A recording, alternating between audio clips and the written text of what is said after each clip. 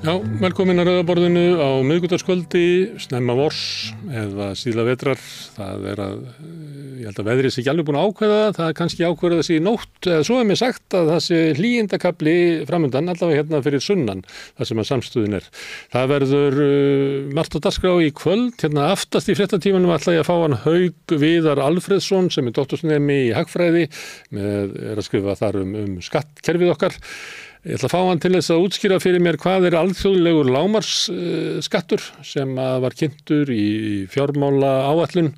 Sigurður Ingi nefndi hann.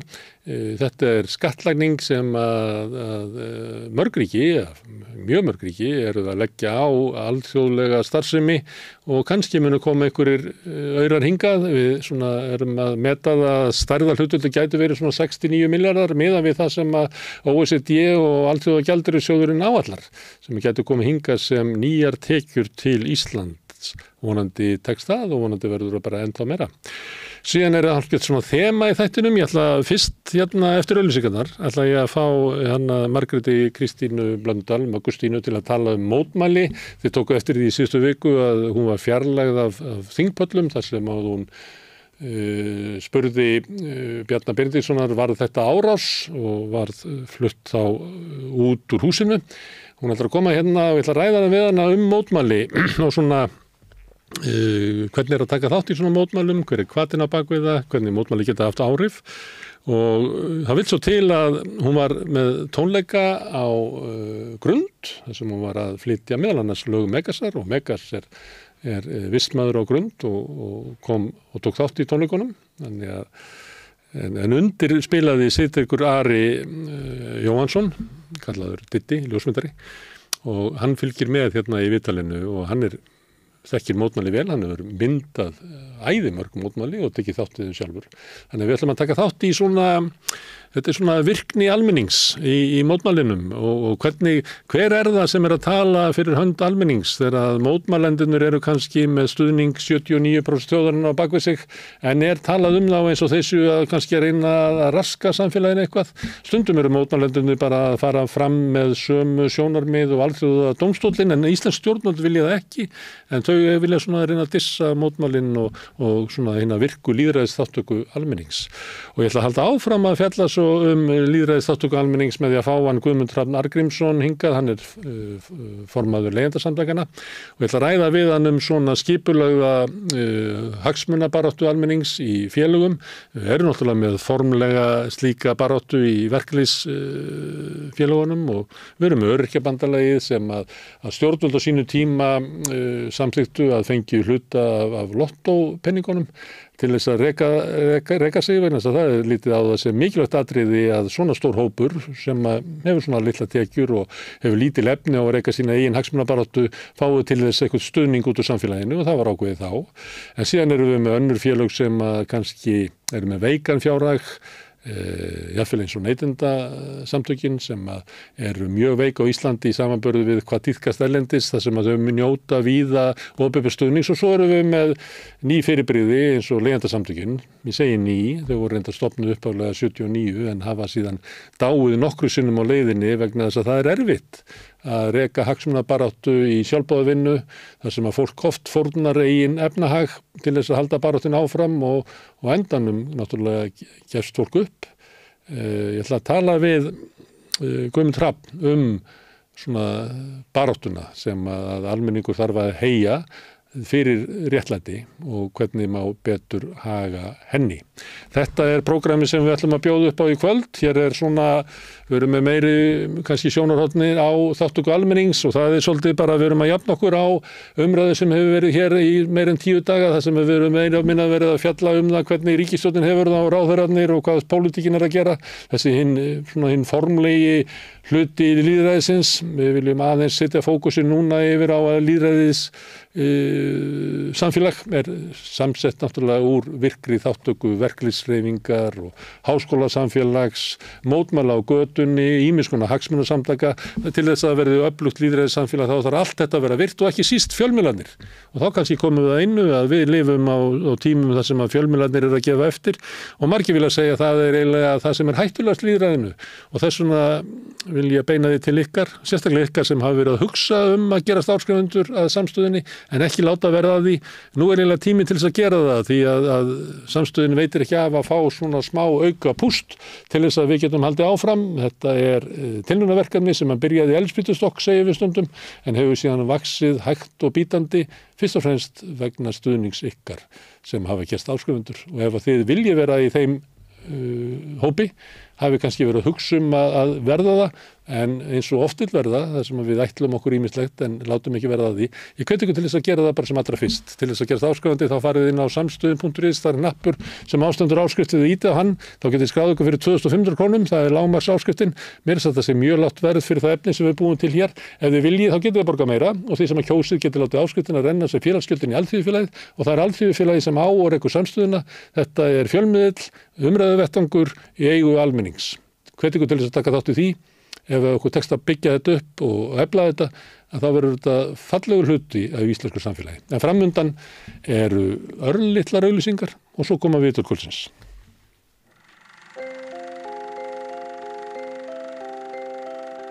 Tíminn.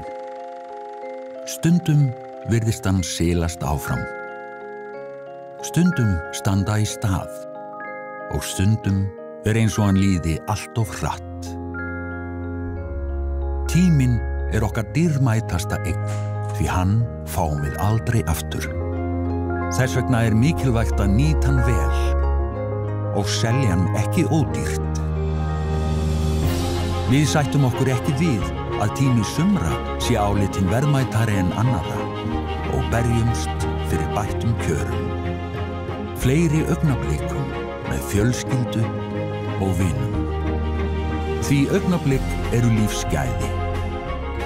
Lífsgæði sem við höfum barist fyrir í yfir 130 ár. Hvernig getur við réttlætt að 60% Eflingarfólks eigi erfitt með að ná endum saman? Efling stéttarfélag. Barátta fyrir betra lífi. Ertu á leið heim úr vinnu? Stilltu á FM 89,1. Já, heyrðu, við ætlum núna að ræða mótmæli. Ég fekk Möggustínu, Margréti Kristínu Blöndal til að koma hingað. Hún var, ég veit ekki, handtekinn á þingpöllum í síðustu viku. Fyrir að gera hróp að Bjarna Benediktssyni. Ég var sko... Eða varstu handtekinn? Ég var ekki handtekinni. Nei. En ég var leitt út. Þú varst leitt út. Snúið niður og leitt út. Snúið niður, meinar svona... Já, ég var tekinn hálstaki og svo var hérna lögreglumæður. Af því ég nefnilega... Þetta var, sko, aðdragandinn að þessu var að ég sérst bara var að koma sundi og hugsaði, ég hef aldrei farið á þingpalla. Hugsaði ég, orðin þetta gömul.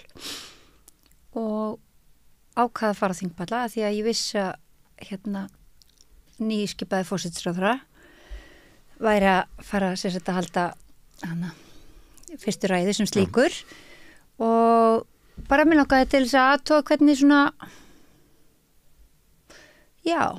hvernig svona var þá birtingamynd spillingunar og þú veist bara svona, einhvern veginn, það var meira svona mannfræðingurinn sem að fór hérna inn og svo bara kem ég inn og er bara forvitin og þingverður tekur á móti mér og ég vissi nefnilega að þingverðir störfuð á þingi störfuð við að halda uppi svona einhverjum ákveðnum aga hérna á þinginu á þingpöllum en svo sé ég sko það eru lögreglumenn farnir að starfa hérna á þingi á þingpöllum.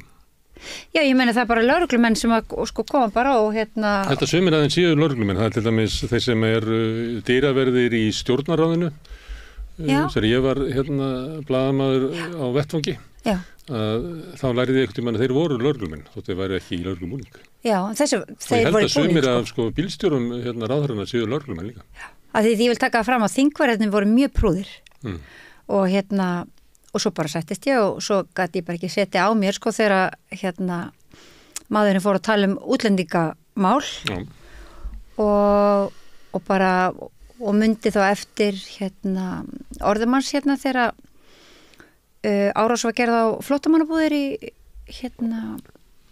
á Gaza. Og þegar hann hneykslaðist mjög og hálf æfti á blaðamann sagður árás sem verða svona hans eftirmæli náttúrulega, þú veist það sem eftir er og þetta og mér bara datt í huga einhvern veginn að minna ná þessi orð sko, sagður árás og svo bara myndi ég líka á það að Þú sast þarna Já, ég satt þarna bara nýkominu sundi og svo stendur upp og kallar sagður árás og ég eins og kallaði ekki sem bara sagður árás og það var uppi fótur og fit og og þá kom lögreglumaður nummer 8901 og tókum hálfstaki og og þá svona já, þá lét ég vita því að það væri verið að taka með hálfstaki og það sko merkilegt það sem er merkilegt við svona reynslu er að það er fullt af fullorðnu fólki inn í þessu húsi sem situr og svo hrópar miðaldra kona, það er verið að taka með hálstaki þetta eru engum í huga að hreyfa sig sko. Það er sérkennilegt að því að ég man að þeirra hælisleitandinn steig yfir grindverkið að þá hljóp Jón Gunnarsson upp til að hjálpa sko þá var, og hvar var hann? Hann kom ekki að hjálpa þér? Nei Ég held að hann hefði heldur ekki verið að hjálpa hælisleitandanum Nei, það held ég ekki heldur Herðu, en Sigtryggur Ari Jóhannsson er hérna Já, góð daginn fyrir hálfgerða tilviljun Hann var að skuttlaður Já, það var skuttfar Þið voru að koma að tónleikum á Grund eins og sem heit Elliheimili Grund, ég veit ekki hvað það heiti Elliheimili lengur Nei, ég veit ekki, þetta heitir bara Grund held ég, komið rosa flott logo sem er búið að skrúfa fram á húsið aðeinslegt Spila þar sko Þetta er í eigu sömu og ættarinnar og byggði þetta upp Já, ekki Gísli sem byggði þetta upp sem hann vil nú afskipta af íslensku stjórnmálum hér fyrir næstu 100 árum Já, alveg svoleiðis einmitt Hann tengdist flokki þjóðleysina Já Hann tengdist flokki þjóðurni sína sagðan kurteislega Já Mér fannst það skemmtilegt að að því að þú ert náttúrulega ég sé þig ofta á mótmælum og þú er myndað mikið mótmæli Já, ég myndað gríða mikið á mótmælum Þú ert sérfræðingur hér en líka ertu bílstjóri Möggustínu Já, akkurat, og meðleikar og bílstjóri og þið voru að spila lög Meggasar fyrir gamla fólki á Grund Já, svona meðal annars og Já, bara vorlög og sálma og alls konar Af hverju? Það minnst þetta skemmtilegt að þú varst þarna í svona Guantanamo lituðum búning á þingpöllum og tekin hálfstaki í einni sinu Akkurat. Og svo ertu að syngja fyrir gamla fólkið í næstu sinu Og ég útskýri þetta Já, útskýri Við Maggastína höfum í smá tíma ætlað að setjast niður og skrifa þetta aldrei skorinorta grein blaðagrein eða eitthvað í einhverju formi til þess að aðeins að skammast í fólki sem lætur sig þjáningar annara ekkert varða og útskýra líka í leiðinni hvað er mikilvægt við sniðgöngu, hvernig hún virkar og ekkert neitt flókin hátt, þetta verður að vera einfalt þannig að sem flestir skilji og við vorum að tala um þetta seint í gærkvöldi eða kvöldmatleitið eða eitthvað svona og einhvern veginn inn í samtali laumast þessi beiðni frá Möggu en ef þú kemur með mér á morgun og spilar í fyrramálið á Grund nokkuð lög fyrst var þetta ekki, það veist svona mjög gott, ég veit gerum þetta kannti ekki alltaf mörg lög reyna að læða þín ég hef nú yfirleitt verið frekar bóngóður svona, ég er að reyna að venja mig aðeins af því bara til þess að vernda sjálfa mig en ég stóðst ekki þetta sko. Þetta var líka alveg vel þess virði sko, myndi ég segja að fara þarna, þetta var líka bara með frekar skömmum fyrirvara hvað mér var það sko og það var starfsmaður hann á Grund sem að bara hringdi En er ekki Meggas á Grund? Kom hann á tónleikana? Hann kom og söng performaði bara eins og engi verið morgundagurinn sko. Hann fór að vasast bara í lagavalli Já allt í góðu Og kunnir þú lög Meggasa sem eru ekki öll einföld? Bara alls ekki það er Þetta eru ekkert mikla svona tónsmíðar. Já, það er auðvitað eitt og eitt einfald lag að hann er líka snillingur í popmúsík sko, eins og við vitum, en hérna nei, þau er ekkert alls, og lög sem að við í svona fyrstu atriðinu virðast einföldir eins og yfirleitt með allan góðan einfaldleika, hann er erfiðari heldur en hitt sko. Og hann er bara þar sko. Þetta er alveg genial sko, hans höfundaverk, algjörlega sko. En þetta slapp. Þá voru allir glaðir, fólk fór að gráta og alls konar maður. Það er náttúrulega Megasa-kynslóðin er komin á grund og Megasa komin á grund. Já. Það er ekki bara harmoníkutónlist. Nei. Ég meina maður ekki kvíða þess að þurfa að fara á elliheimili og þurfa að hlusta á harmoníkutónlist, en svo kynslóðin er náttúrulega löngu farin. Ég býst við að það sé bara... Já, ég meina að svo alltaf þú veist auðvitað bara er með alla tónlist að hún svona leikur milli kynslu og líka öll góð tónlist, eða ekki?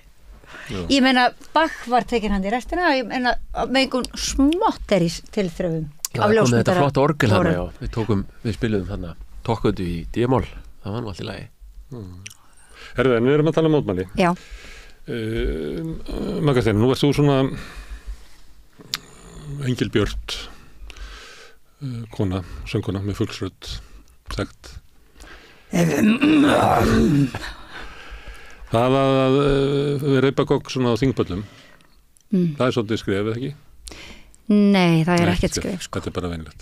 Já, því ég er náttúrulega ekkert svona hress eins og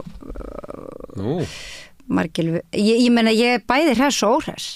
Ég meina það er bara eins og með alla manneskjur, ég meina við bara, og ég held að þetta er náttúrulega sko, það sem þú ert að svona vísa í sko, að ég sé þarna, þú veist, og það er náttúrulega kannski bara því, þú veist, einhver kannast við mann einhvers staðar frá að fólk segir, já, þú er nú svo duglega á mótmælum eða eitthvað svona, og ég sko, þú veist, ég kann ekki að svara það öðru sér til, heldur en ég get ekki gert þetta. Þú veist, það er bara algjörlega útilokað að það sé hægt að horfa upp á þú veist allar þessar lygar, þú veist, og horfa á þetta þjóðarmorð sem að þú veist verið með í beinni útsendingu dag og nótt, bæði stjórnmáli eilda Vesturlanda og sem á allir aðrir sko. Og gera ekkert, sko, það er mér er bara lífsins ómögulegt að skilja hvernig hægt er að bregðast ekki við. Mér er bara lífsins ómögulegt að skilja það. Og þannig að í raun og veru er ekki að gera neitt. Þú veist, ég er ekki að... Svo sem gerir ekki, það er náttúrulega styður þjóðarmorðið. Já, ég er á því. Og það er íslensk stjórnvöld sem gerir það. Já. Og ekki það, og nú hefur það snúist þannig að íslensk stjórnvöld hafa sko beinlínis tekið stöðu gegn palestínsku þjóðinni. Eftir fordamingu á kurteislegri árás Íran á Ísrael sem ég vil segja að sé. En þess að sko Íran til dæmis sko lét bara, ég veit ekki hvað, sko eina símanúmerið sem að Íran sko glemt að hringi, það var í mig. Og annars reyndi bara, það voru bara Bandaríkin, Frakkland, þú veist, það voru bara fullt af sko þjóðum sem voru látnar vita með góðum fyrirvara að því að Íran teldi sig þurfa að svara árás Ísraelsmanna á sendiráði í Damaskus og og það er raunveruleikinn sko. Og ef að Íran hefði ekki gert svara því að þá, þú veist, í þessari ömurlega hernaðarpólitík sem að rekin er hérna í heiminum, sem að er sko, þú veist, alltaf ógeðslega í grunninn, en sko það er einhvers konar þú veist, eins og fáránlegt að segja það, þú veist, einhvers konar regluverk að pólisía inn í svona hernaðarpólitík, sko að, þú veist þá var það einhverju ljósi, sko, þú veist, að þeim fannst nauðsynlegt að gera þetta til þess að lýsa ekki yfir algjörum vanmætti þú veist, að því við búum einhvern inn í þannig heimi að það má aldrei lýsa yfir vanmætti þó það sé nú stærstu sigurinn og þess vegna sko, en sko fréttaflutningur hérna, þú veist, þá fáum við bara sér hérna, Íran gerir árás á Ísrael finnur sér knúið til að svara þeirra árás. Það er fréttaflutningur sem fer hér fram, punktur. Ekki það að Íran hafi verið að svara árás Ísrael? Nei. Og ekki það að þeir hafi látið, sko Bandaríkin voru fullkomlega með þetta. Og engar yfirlýsingar eftir árásin á Damaskus að Íran hefur rétt og ber skylda til að verja sig. Nákvæmlega. Eins og sagt var að því hér ekkert í fréttum. Það og það náttúrulega, sko, það auðvitað líka, mótmæli snúa auðvitað líka því að skýra satt og rétt frá, en þess að það er búið á Vesturlundum af svona, svona mainstream fjölmiðlum. Að segja satt og rétt frá. Að vera að pakka hlutum inn, þannig fallið að stjórnarstefnu. Já, og ljúga bara og gefa villandi upplýsingar og þú veist, og það er mjög nauðsynlegt að almenningur sé líka meðvitaður það, og hann það vegna þess að hann þarf ekki orðið þessa mainstream, sko, fjölmiðla. Þú veist, þú bara sérði símanum hvað að gerast, sko. Og þess vegna það að ungt fólk út allan heim að rísa upp gegn þessum viðbjóði, sko, þessu þjóðamorði og stendur með Palestínu. Nú. Já, það var eitt að því að voru sagði fréttir af þínu framíkalli. Já. Og birta myndir. Já. Svo var Evrópu sambandið að samþykkja 2 dögum seinna, held ég, eða 1 degi seinna, breytingar á útlendinga stefnu sinni. Já. Og þar var hópur upp á pöllum og gerði hrópað þingmönnum. Eiginlega nákvæmlega sama tilefni þú. Já. Þannig að ég ekki ein, þú mátt alveg getur bókað. Þetta mjög hversdagslegu viðburður. Já, ekki hversdagslegur, ég held að bara það náttúrulega, sko, viðsnúningur núna. Það er rosalegur, sko, heimsögulegur viðsnúningur og... Það varðandi Gaza, en ertu vissum að það sé heimsögulegur viðsnúningur varðandi afstöðu almennings til innflytjenda? Það var það frekar í hináttina. Já. Allavega það sem að sveigir til kosningar í Evrópu. Það er bara eitthvað sem agiterað af stjórnvöldum. Það stjórnvöld sem stýra því, þessum aukna fasisma. Ég meina, sér bara hvernig Bjarni Benediktsson fann að tala, hann bara að tala bara eins og, sko, geðsjúklingur. Þú veist, ég var að hugsa, það er bara ekki nóg vel að mig, ég veit ekki hvað þetta að útvega sér svona einhverja ræður, þú veist, í aðdraganda helfararinnar, sko, því hvernig þú veist, talað var, hann er bara með nákvæmlega sama rytma, nákvæmlega sama takt. Það er svo að verja þjóðina fyrir einhverju svo innrás. Já, við Íslendingar, þú veist, á svo framvegis, sko. Já, það er stundum svona aldrei sparalega að tala sko, að það þurfi einhvern veginn að spórna við uppgöngu fasisma, en það er sennilega og seint, sko, fasismin hér. Þannig að það er bara erfitt fyrir fólk stundum að greina það sem það stendur í miðjuna á, sko.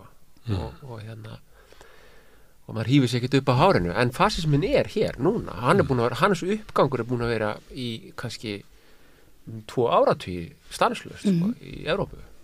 Finnst manni og Bandaríkjunum. Meinarðu það sem verið að takmarka tjáningafrelsi fólk, fundarfrelsi, bannað mótmæli í Þýskalandi, Bretandi reyndu það. Háskólaborgarar í Bandaríkjunum eru reknir fyrir að styðja einhver aðra stefnu heldur en í nóvemberu. Já, ég meina gyðingaafsóknir eru, sko, svo rosalegar í Þýskalandi til dæmis, sko, að það bara, þú veist, þau bara fjúka á embættum eða styðja Palestínu, já. Og þetta þykir til dæmis ekki fréttnæmt hjá íslensku fjölmiðlum. Það er svo makalust og ignoransin er þetta besti vinur yfirvaldsins, sko. Þú veist, að fólk bara halda ára, bara fara í vinnuna og eitthvað og, þú veist, og bara finnst það eitthvað svo óþægt að hugsa þetta, það er ógeðslegt, sko, þú veist, en þannig, þú veist, þannig förum við bara til helvítis, sko. Þú veist, það er bara þannig. Við erum alltaf leiðinni þangað samt, sko. Já, ég meina, og þú bara, þú veist, ef það er ekki nú, þá er það aldrei sem fólk þarf að rísa upp, sko. Út á hverju? Að því, sko, ef ég að segja frá innstu hjartansrótum, þú veist, þá einhvern veginn, sko, fyrir páska þá stundur lesið þetta allt í Passíusálmunum, sko, og þeir blöstu við mér, þú veist, bara, þeir eru alltaf nýir, en það var nú sérstaklega núna fannst mér, sko, píslasaga Jesú vera dálítið relevant við daginn í dag, ef við bara og hafi, ég meina, þú veist og ég einhvern veginn hugsaði Hallgrímur er sennilega bara spámaður þú veist, og að Jesús symboliserar Palestínu, enda ekki fyrir það, maðurinn var þaðan auðvitað. Það var nú einhver sem voru að benda á að væri svolítið svona gyðinga anduð í Passíusálmunum. Sko að því maður segi að því að það er Einhver var að spyrja hérna af hverju er verið að lesa það er bara ekki, þetta er bara ekki rétt vegna þess að, þú veist, og þetta er einmitt svona sleggjudómar, þú veist, alveg svo bara sko, eins og talaður einhvern antisemitisma sem að bara var fundin upp hjá síðanistum eða, ég veit ekki hvað hann var fundin upp, sko. Hérna, að því að hann segir orð eins og júðar, skilur, en það er auðvitað bara, þú veist, þetta er tungutak, skilur, sem að hefur bara þannig að því ég held að það, sko, hann er bara að segja þessa sögu, skilur. Og eða mér fannst að vera, og það sem ég ætla að fara að segja er að fyrir heiminn trú ég eins og bara, þú veist, Jesús dó fyrir syndir mannana. Þú veist, við, og Nelson Mandela sagði þetta líka, þú veist, það við verðum ekki frjáls fyrir en Palestína er líka frjáls, sko. Ég kann ekki alveg fara með það hvernig hann sagði það, sko. En ég trúi því algjörlega, en þess að hún Palestína, Palestína, sko, symboliserar, þú veist, í raun og veru stöðu, bæði andlega stöðu heimsins sem og raunverulega stöðu. Þú veist, sko, ef að við látum það líðast að gera ekkert þegar verið er að fremja þjóðamorð og þessi apartheid, ógæðislega apartheid satista stefna Ísraelsmanna sem búin að vera þar í 75 ár, þá förum við, að því ef að fólk heldur að þeir staldri þar við þessi illi eldur fasismans, skilur við, sem að, þú veist, ég vil bara kalla svo, þú veist, þá er einhverja miskili eitthvað, sko. Það er, þú veist, þetta er bara grunnurinn að okkar framtíð, allra í heiminum, að okkar hugsun, að okkar framtíð, ef að við getum látið líðast að horfa upp á það sem er að gerast þarna, þú veist, þá erum við ekki lengur fólk, þá erum við eitthvað annað en fólk, sko. Þú veist, þá erum við bara gorkulur. Þú veist, og erum við bara það. Þú veist, það er ekki, og þess vegna er alltaf líka, til þess að líka láta tilfinningarnar ekki bera svo ofurliði. Að við erum öll með svona tilfinningar, við erum öll með, þú veist, þú veist, hinn vestræni heimur hefur verið, skilur þú veist, kapitalismin, hann er, sko, hann alltaf eirir engu og þetta er auðvitað allt, sko, runnið undan hans rótum og þú veist, við erum farin að, sko, það er búið að vera þannig bæling í samfélögum, vestrænum samfélögum, að það bara má enginn byrsta sig á þess að maður sé, sko, útrópaður sem, sko, stjórnlaus, þú veist, stjórnlaus frekja eða, þú veist, konur verður kallaðar hysterískar og, þú veist, við getum bara tínt saman alls konar svona, staðreyndir í gegnum tíðina sem að, sko, sýna það að allt miðar að því að bæla líðin. Heldur bara brennivín í líðin og hann verður þægur, hann gerir ekki byltingu á meðan réttu börnunum snjallsíma þau gerir ekki byltingu á meðan og þetta er, skilur þú veist, það er eðlilegt að vera brjálaður, það er núna hafi einhvern að vera eðlilegt að vera brjálaður, þá er það núna og þú veist, og það er kraftur í reiðinni, en ef ég til dæmis færi bara að grenja þá væri ég bara undir rúmi til þess að enginn sæi mig grenja en þá segi ég fer bara frekar út og öskra og þú veist, stundum er eiginlega ekkert annað hægt, skilur og það hefur alltaf líkt og þú veist þegar títt nefndu Bjarni Benediktsson bara tjá sig hann glimmer árásina sem hann varð fyrir og þá Óttóttan kom og yfirveður og talaði við eitthvað fréttamann það að þetta fólk ætti nú kannski að læra að tala saman eða eitthvað svo leið, sko en það er ekkert að tala við fólk eins og hann þú veist, hann fer með sama handritið aftur og aftur og aftur, það er engin hlustun Það engin hlustun og það engin fyrirætlan hlustun. Gæti hann ekki sagt það sama þig? Hann segir þarna eitthvað sína skoðun, sína afstöðu. Já, það breytir ekki þinni afstöðu. Nei, en ég, sko, ef við tölum sko okkar persónulega samband, þá hef ég reynt að nálgast hann á margan hátt, sko. Þú talaði við henni gegnum Gjallarhorn? Já, ég bæði það, gegnum Gjallarhorn, í gegnum Trumbuslátt, í gegnum, bara í gegnum hvað sem og en ég hef líka ég fór nú að fund Sjálfstæðisflokksins á Suðurnesjum þegar þið voru að byrja hann að hringferðina í kringu landið. Þannig að flautið ef þið viljið lækka skatta var á rútunni þeirra? Já, akkurat. Og þá var ég bara í venjulegum fyrirspurnum, en ég meina það bara ekki betri árangur, skilur. Spurður hann hvers?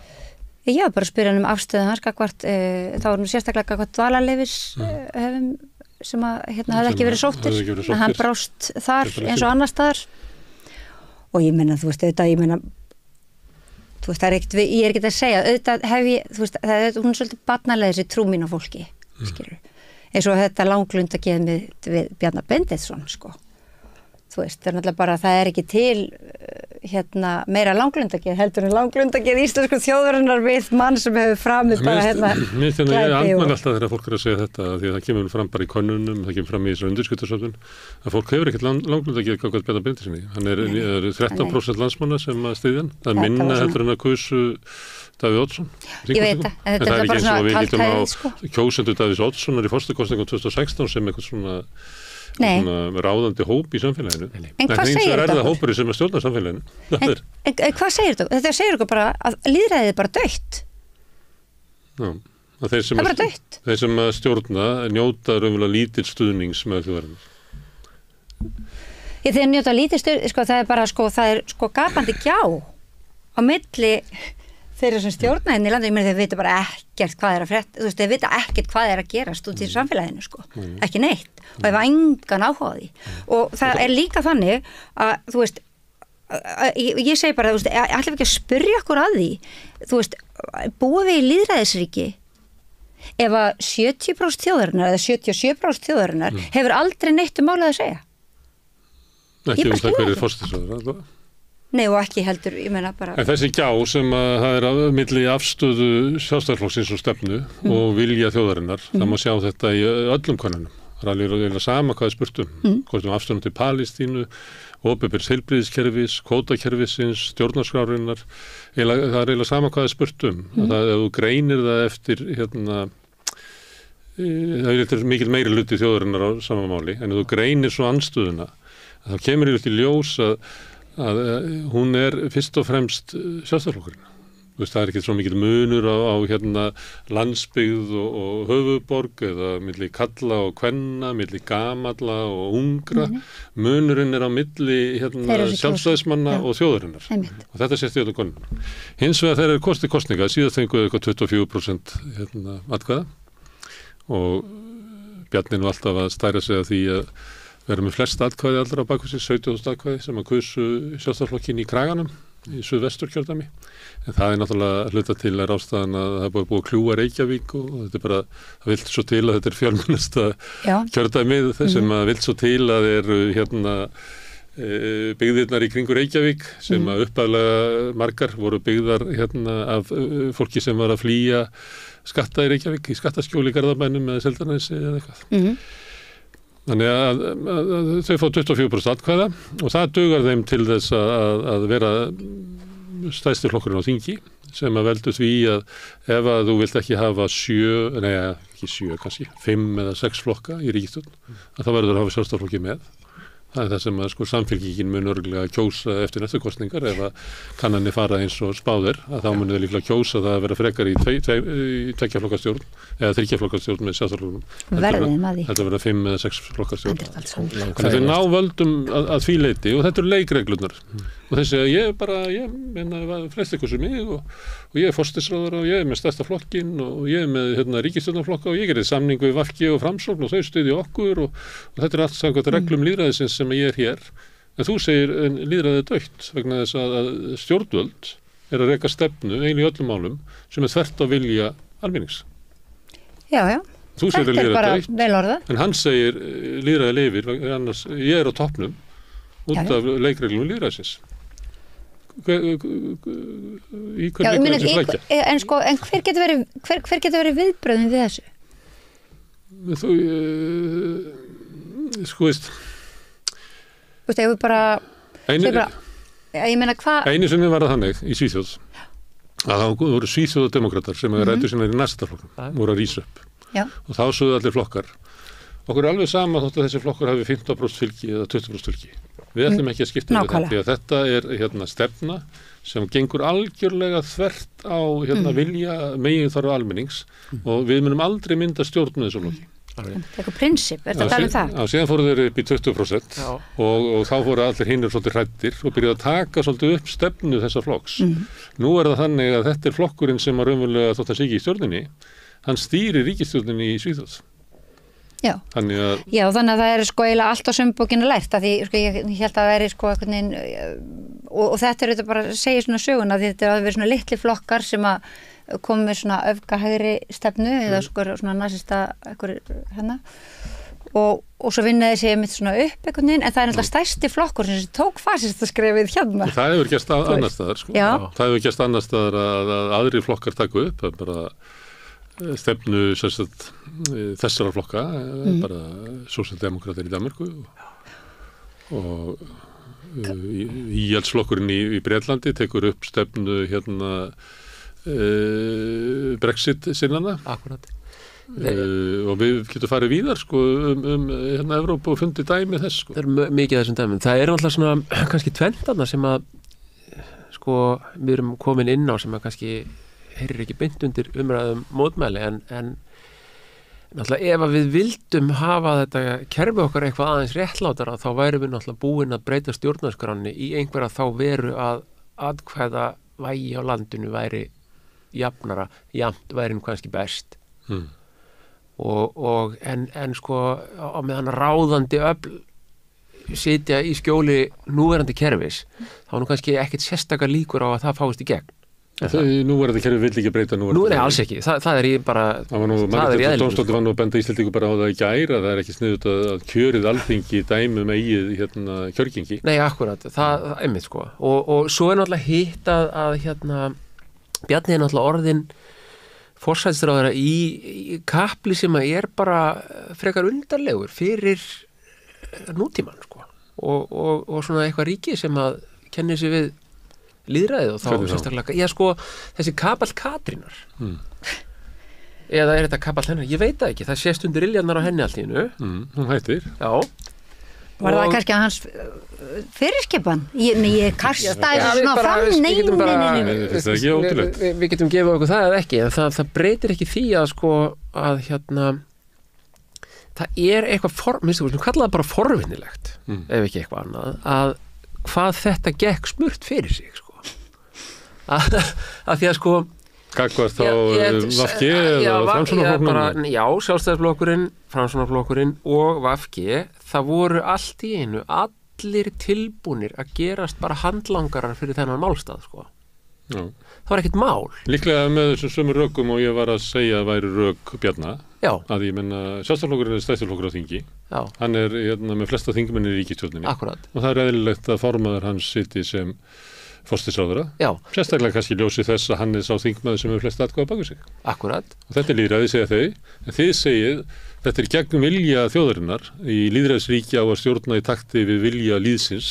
Já, það lítið þannig út ef maður skoðaður undirskriftasafnanir eða skoðanakannanir eða hvað er. Því ég ekki við séð nýjastu tölur, er það komin í 50.000 eða? Nei, ég held að ég sé nú svona gusið, þetta er svona gusan er komin og núna en hins vegar er þetta alltaf að það er alltaf nokkrir að skrifa Já, og ég minna á þetta er náttúrulega bara, þú veist, eins og bara Þetta er 41.515 Já, sem eru komin Þetta fer að síga í toppið sín núna, Þetta er orðin, ég held ég þessi 15. stærsta undirskriftasöfnun sem hefur verið á lýðveldistímanum. Þetta er bara það magna fólki sem þarf til þess að einhver verði forseti núna í næstu kosningum ef að verða svona 5, 6, 7, 8, 9, 15, 20 frambjóðendur, þá þarf kannski ekki nema þetta magna fólki. Sjálfstæðisflokkur hefur 48.000 atkvæði í síðustu kosningum.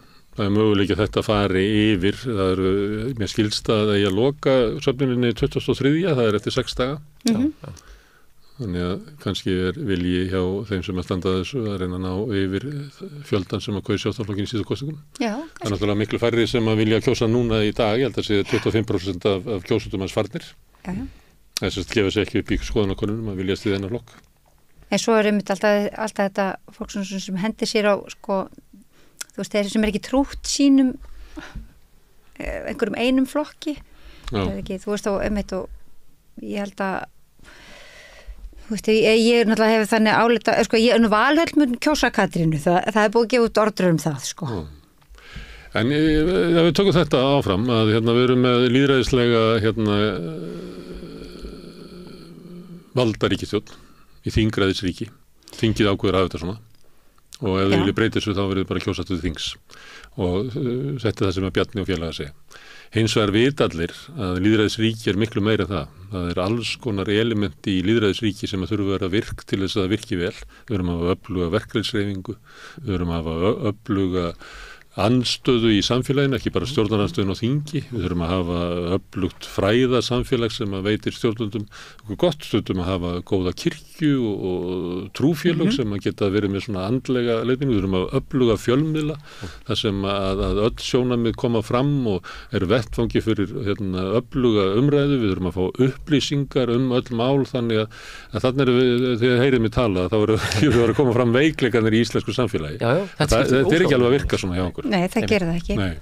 En þráttur að þetta myndi allt saman virka, þá vitum við að til dæmis mótmæli og svona almenningsálitið hefur áhrif á stjórnmál. Það eru Boris Johnson sagði af sér af því að almenningu vildi ekki hafa hann. Nixon sagði af sér af því að almenningu vildi ekki hafa hann. Sigmundur sagði af sér af því að almenningu vildi ekki hafa hann. Já.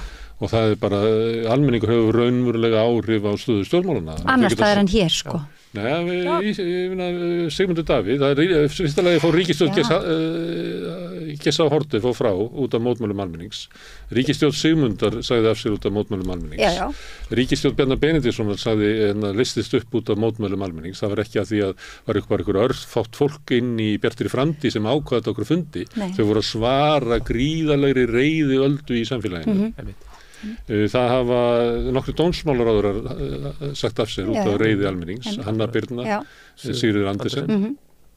Bjarni Benediktsson sagði af sér sem fjármálaráðherra, meðal annars út af svona reiði bylgju almennings sem leiddi til þess að Ríkisendurskoðun, umboðsmaður Alþingis og fleiri gáfu skýrslur þetta fjármálaeftirlitið. Ef almenningur ekki risi upp á svona tíma, þá hefur þessar stofnanir líklega ekki farið þá leið sem fóru. Nei, það er bara... Þannig að íslenskur almenningur í samhengi við annan almenning stendur sér bara vel. Skipti máli. Það er einlega kannski þetta lærdómurinn, fyrir mig persónulega, þessa dagana, því að ég er náttúrulega búin að starra við það árum saman að fylgjast með mótmælum og taka myndir af þeim og fara inn og kynnast fólkinu sem er þar og heyra sjónarmiðin og alls, svo stundum finnst mér ég þurfa að mótmæla sjálfur, þá bara ger ég það.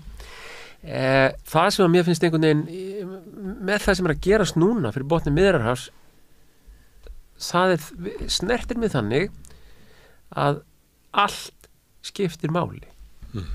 Ef ég get lítið gert, þá ger ég það og ég get ekkert endilega því svona dómbar það, hvort að það sem ég get lagt að mörkum í dag er lítið eða stórt. Það gerir ekki eftir ekki valkostur. Nei, það getur bara komið á daginn að það er bara mjög stórt, þetta litla sem ég gerði var mjög stórt og þess vegna eru þessi mótmæli sem að Magastína situr hérna og svarar fyrir sjálfa sig núna þau skipta máli. Það standa mikið allar hornið þó að það séu 10 manns á torkinu. Það skiptir máli. Af því að ég veit ekki, ég er á einhverjum þeim staði í lífinu að ég þarf aðeins að spá í hvert peningandi mín fara og ég tók mig til í febrúar eða mars einhvern tímann og tók þessa peninga sem að ég átti og notaði þá í málstað Palestínufólksins og Gaza og lagði vinnu í þetta og eitthvað og svona, ég veist að með mér það er bara allir lægi, sko. Þegar ég get orðið blankur og rakist á milli lánastofnana í apríl og mæ, en þjáningar mínar það er algjörlega að skipta engu máli í samanburði við það sem ég get komið til leiðar með þessu litla sem ég hafði, sko. Það var einhvern veginn þannig sem að þetta lítur út, sko. Og þetta er eitthvað svona sem að þetta flokkast, sko, undir það sem kallað er á hátíðlegu máli mennsku, þú veist, það er að finna til einhverja ábyrðar gagvart líða náungans þú veist, og það er sko já, þú veist, það er bara það er svona bottom line, sko, þú veist, það er bara þú veist, við erum sko þú veist Þetta er spurningin hvernig bregstu við manninum sem var barinn og rændur og liggur við vegakantinn og já, ég hugst því að þú nefndi Jesú hann segir sögu af þessu og það voru margir sem löpuðu fram en svo var eitt sem stoppaði sko. Og hann bjargaði mennskunni og þú, sko, að þú varst að vísa þannig í þessi mótmæli ef hann hefði ekki stoppað þá hefði mennskan dáið þannig við vegakantinn Já, og ég er ansi hrædd við séum og dálítið svona svipuðum slóðum hérna núna, sko, að því þetta er spurningum, sko, hvað er það sem við viljum? Hvað er það? Viljum við að einhver staldri við? Eða viljum við það ekki? Ef við viljum það ekki, þá er bara búið, sko. Og þetta er, þú veist, ef við færum þetta svona, þú veist, einhvern annan búning að tala að þingpalla þú veist, og þetta hafa ekki verið neitt persónulegt og mikil afar væntum mína samferðamenn alla saman hvort sem heita Bjarni eða Birgir eða hvað er heita, sko og myndi gefa jafnmarga pönnukökur eða kemur heimsótt í mín, sko en þú veist, forseti Alþingis sko, þú veist, þetta er bara svona symbolíst og þetta er ekkert persónulegt þannig að forseti Alþingis er gamall bekkjabróður minn, sko, hann er bara við vorum saman í barnaskóla, fylgdist mjög að og bara okkur var vel til vina og þú veist og þetta var bara svolítið svona, þú veist, að því maður kann að hlæja alveg, þú veist, að vera svolítið svona fyndið að ég kem hann inn að þingpalla og svo bara nikka ég þetta til Birgis að því að hann er bara gamall koningi og og þú veist, tengist mér þannig bara svo í Reykjavík, skilur, ég meni við erum, þú veist, við erum bara þrjú, sko, fjögur hann. Þegar maður komin á okkar aldur og þá þekkir maður orðið alla. Já, þannig að jú, nikkaði bara og svo þegar ég fram í kallinu og þá var hann mjög snöggur að því hann alltaf kannski gæti ímynda sér að, þú veist, ég myndi kannski ekki gera eitthvað, sko. Þú verður ekki hann í góðum tilgangi. Já, ég væri bara, ég held að ég held að hann líti ekki þannig á það, ég held að, þú veist, hann er svo mikið prúðmenni, sko, svona inn í sér held ég, sko og hann þetta bara er með hann að fóringjan, hann þetta bara fyrir fram að sig en ef hvað að þegar, þú veist, þá voru ég myndi að hugsa þetta bara út af þetta með vegkantinn, sko þú veist í hvað heimi myndi ég sitja kjör ef einhver tækjan Birgi hálstæki þú veist, í hvað heimi ég myndi bara stökka á viðkomandi og segja bara, heyrðu, þú tekur nú hann Birgi ekki hálstæki, skilur eða þetta en lögreglan sem tók því hálstæki, hún hefur leyfi til þess að beita borgarana ofbeldi það er rosalega sérstakt leyfi, finnst þið það ekki? Í okkar samfélagi að við látum lögguna, við erum ekki með her ég samþykki það nú ekki og það bara þú veist, það mun ekki rann upp sádagur að ég samþykki það er þannig að löggan hefur leyfi til þess að beita ofbeldi nei, hún ekki, til þess að beita ofbeldi þú veist, hún má handtaka þig ég má það ekki, sko ég má ekki taka hendunar á þér og handjána þig en löggan má það já, einmitt, akkurat þetta kannski bara segja sínu sög og segja tala fyrir allan þáttinn, sko Herðu, en að því að við vorum að tala um gjána já. Og þú veist að það er ólík sjónarmið þessu þið sjáu þess að gjá Bjarni sér ekki þess að gjá af því hann telur sér bara að hafa rétt á að fara með ykkar vilja bara í 4 ár kjörtumviðbrigði 4 ár og hann var að segja þetta bara í gær held ég að það bara hann skildi hann var að setja sunnudaginn held ég það bara skildi ekki því fólki sem var að gefa frá sér völd áður en að kjörtumviðbrigði við okkur var falin þessi völd í 4 ár og akkurat við að gefa þeim frá okkur ég meina við förum bara með þau og hann lítur á að lýðræði snúist það að það er kosið svo möndlar þingið einhvern veginn býr til einhverja ríkisstjórn kemur einhver meirihluti og meirihlutinn stjórnar Íslandi og skiptir ekki máli þótt að fólk vilja eitthvað annað. Nei, það bara skiptir ekki máli. Þið kusuð þetta. Já, það skiptir ekki máli. Og svo mætum við í kosningar og björgum okkur einhvern veginn í gegnum þær og vonandi komumst við aftur til valda og höldum því áfram. En þannig hann sér ekki gjamna. En þið sjáu þess að gjá.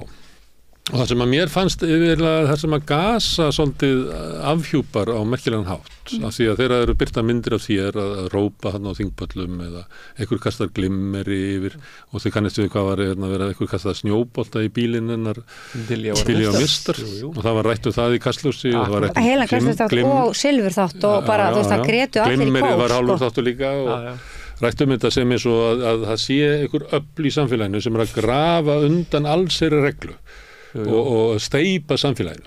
En það sem er skrítið og ég hugsa þetta þegar ég verið í göngu hérna niður Laugaveginn eða niður Skólavörðustíginn í Palestínu og þá hef ég verið að hugsa hér löpum við og erum eiginlega samstíga alþjóða dómstólnum að öllu líkjendum er verið að fremja þjóðarmorð á Gaza og það verður að stoppa stríðið og það verður að koma fólkinu til bjargar. Akkurat. Það er verið að láta okkur sem erum þarna og þig á þingpöllunum líti út eins og þú sett að grafa undan einhverju sem er þó raunverulega er þetta sko borgarlegast að ganga sem hægt er að ganga að vera þarna því hún er eiginlega að verja svona stofnanir, alþjóðlega stofnanir sem er að reyna að komast að einhverju niðurstöðu. Hvað er þarna í gangi? Það er nú ein stofnun hér sem að hefur lagt mat á þetta og er ríkislögreglustjóri sem er með einhverja greiningadeild sem að Telur ógstanda þessu fólki hann er búin að finna það út að mesta mögulega hryðjuverk hér á þessu landi stafi af fólki sem að hafi einbeittar stjórnmálaskoðanir og tilfinningalegar sko einhvern veginn þannig að það og er að segja þú veist í þessu felst einhver svona dálítið kaltrannaleg samlíking við Breivik eða eitthvað svona að þú veist að allir sem að brenna fyrir málstað séu einhverjir hættulegir sturluð fól sko, allir sem eru að breyta samfélaginu. Já. En ég held að sjáum ekki flestir í gegnum svona þetta er stofnun í samfélaginu sem að kannski hamrar á þessu. Ríkislögreglustjóri er kannski ekki mjög trúverðug stofnun. Það væri nú kannski skárri ef hún væri það. Það væri æðislegt ef að ríkislögreglustjóra embættið væri trúverðug stofnun. Það væri svo gaman. En það sem ég er að benda á er að fólki út á götunni að það er að krefjast þess að Ísland farið alþjóðlega lögum. Beygir sig undir rannsókn og niðurstöðu alþjóða dómstólsins. En það fólk sem að vill það er út á götu. Akkurat. Það er upp á pöllum og alþingi að hrópa. Hvar er þá hitt fólki sem að stýri landinu ef að það lítur á fólki sem er að krefjast þess að sé farið að... Ég skal segja hvað það er. Hvað er það? Pistú. Það er upptekið við að pissa utan í NATO. Það er það sem það er upptekið við að gera. Og það er alveg rosalega mikið að gera við það. Það er það líka og þetta kemur í nokkrum leirum. Neðsti leirin sem er sennilega alvarlegastur heitir kynþáttafordómar, rasismi, einhvers þar. Já. Og það er svo hlaðið kapitalisma, það sem að markaðskerfi og þetta er bara, þetta er svo löng saga sko, með alla nýlendustefnu. Alveg hvernig komum við fram með Afríku enn þann dag í dag. Ég var að vinna í Nígeríu einn vetur fyrir mörgum árum og þar var fólki að tala við með þau kölluðu þetta new colonization, þau kölluðu þetta nýju nýlenduvæðingu og það er bara þannig að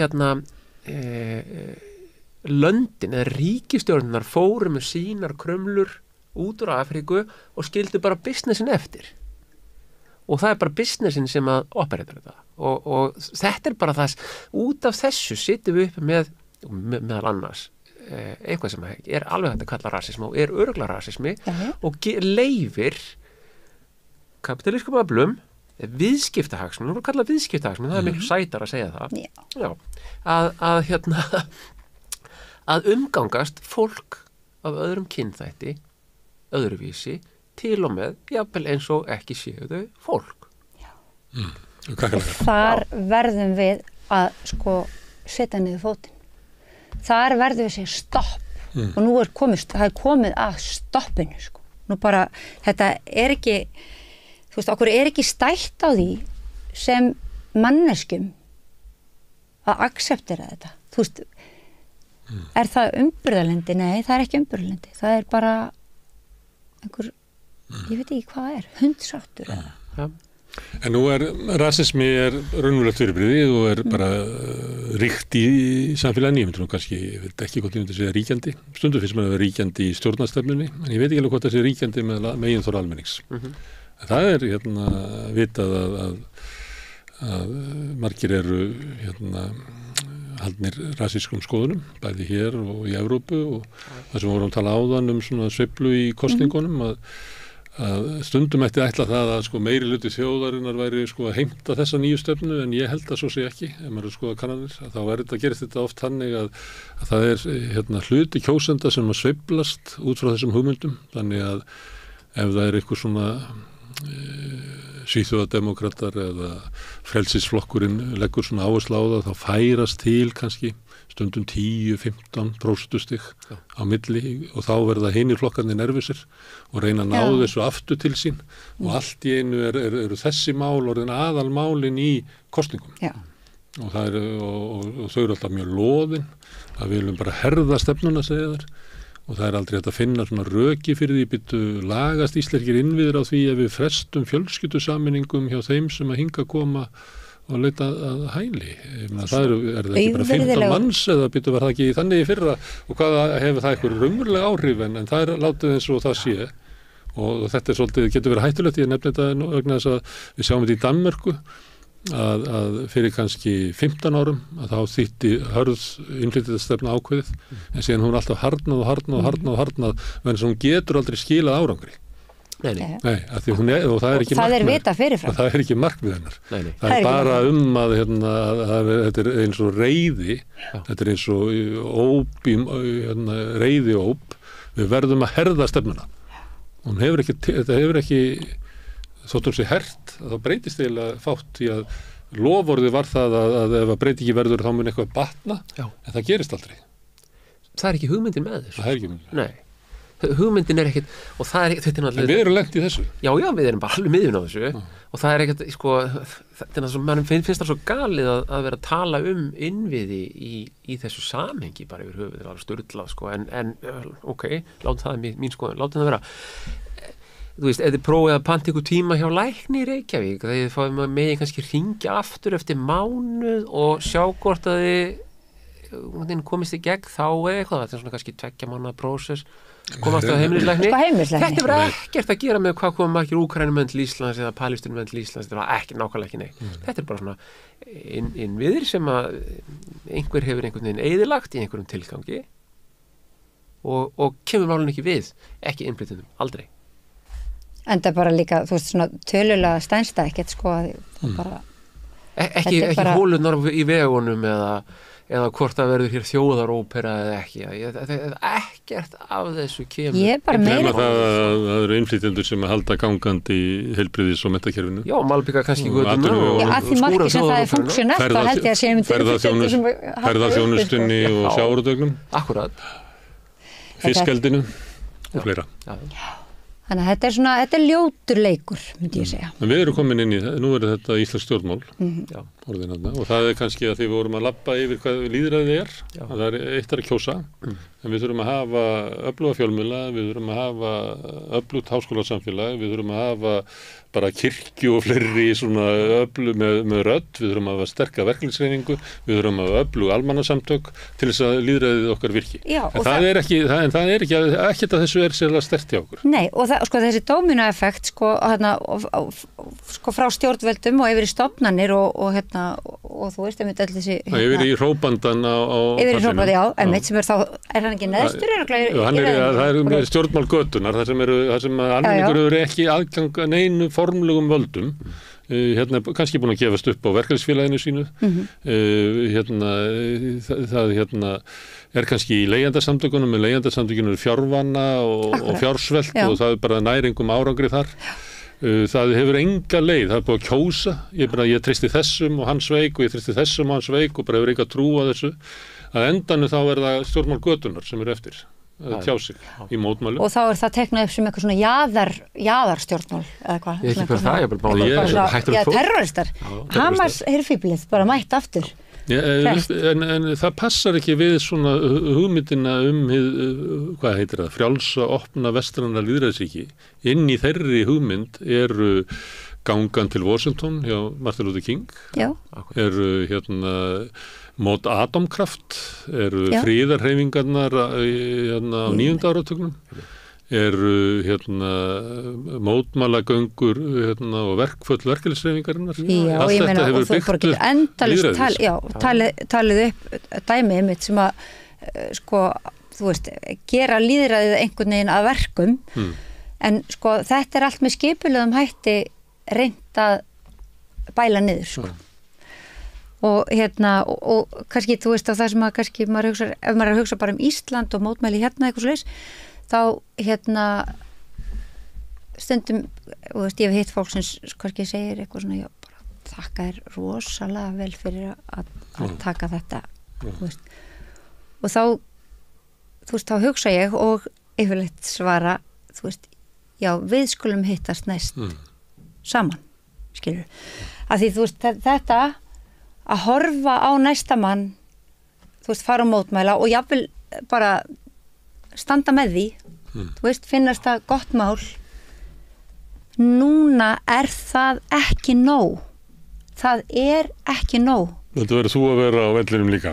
Já, ég segi í einhverju formi, ég ekki að tala um að þú veist að þau eru að marsera, við þurfum öll að marsera, en eins og þú segir, skilur, að þú veist, skrifa greinar, þú veist, deila einhverju, þú veist, að maður er alltaf inn á tölvunni, þú veist, að deila einhverju, þú veist, taka þátt, þú veist, Ekki láta þetta yfir sig ganga. Ekki láta þetta yfir sig ganga, en þess að þá raunverulega hætt á ferðum og við höfum aldrei verið nær því að vera á ögurstund held ég, sko, heldur en svona sem heimsbyggð, skilur, heldur en núna.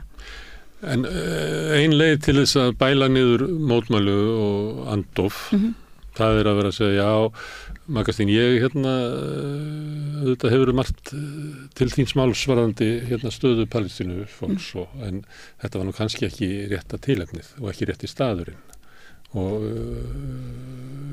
það er kannski ekki alveg rétt það sem þú sagðir og þar höfðu göttan, þú kannast við það. Já, þetta, að þú hittir aldrei á sko, rétta augnablikið. Nei. Rétta manneskjuna, eftir þess að segja það. Já, ef þú ekki rétta manneskjan til þess að gera það. Þú, hrópin ekki alveg rétta orðalagið.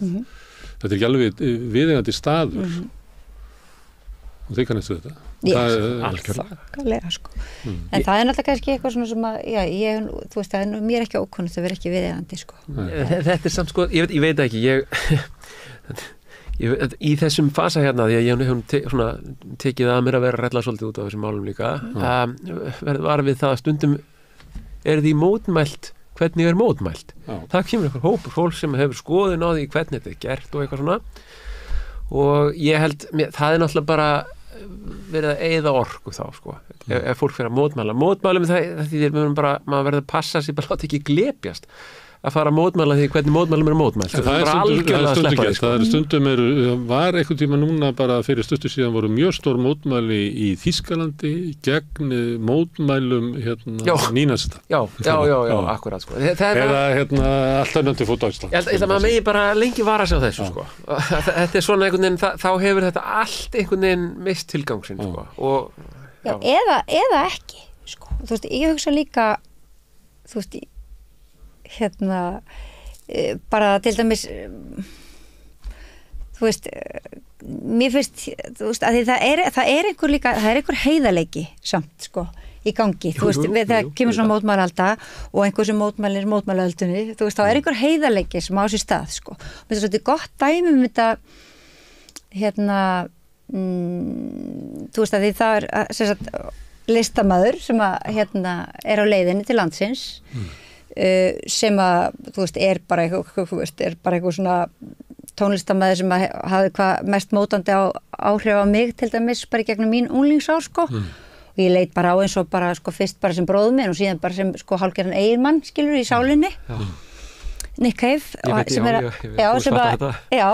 og hann er á leiðin til landsins og það er sem sagt í takti við þetta BDS og þessa sniðgöngu aðferð sem er aðferð sem virkar, þú veist og og hefur virkað og er svo aðferð sem að Palestínumenn sem eiga enga enga biðja Já. að sé beitt. Einmitt.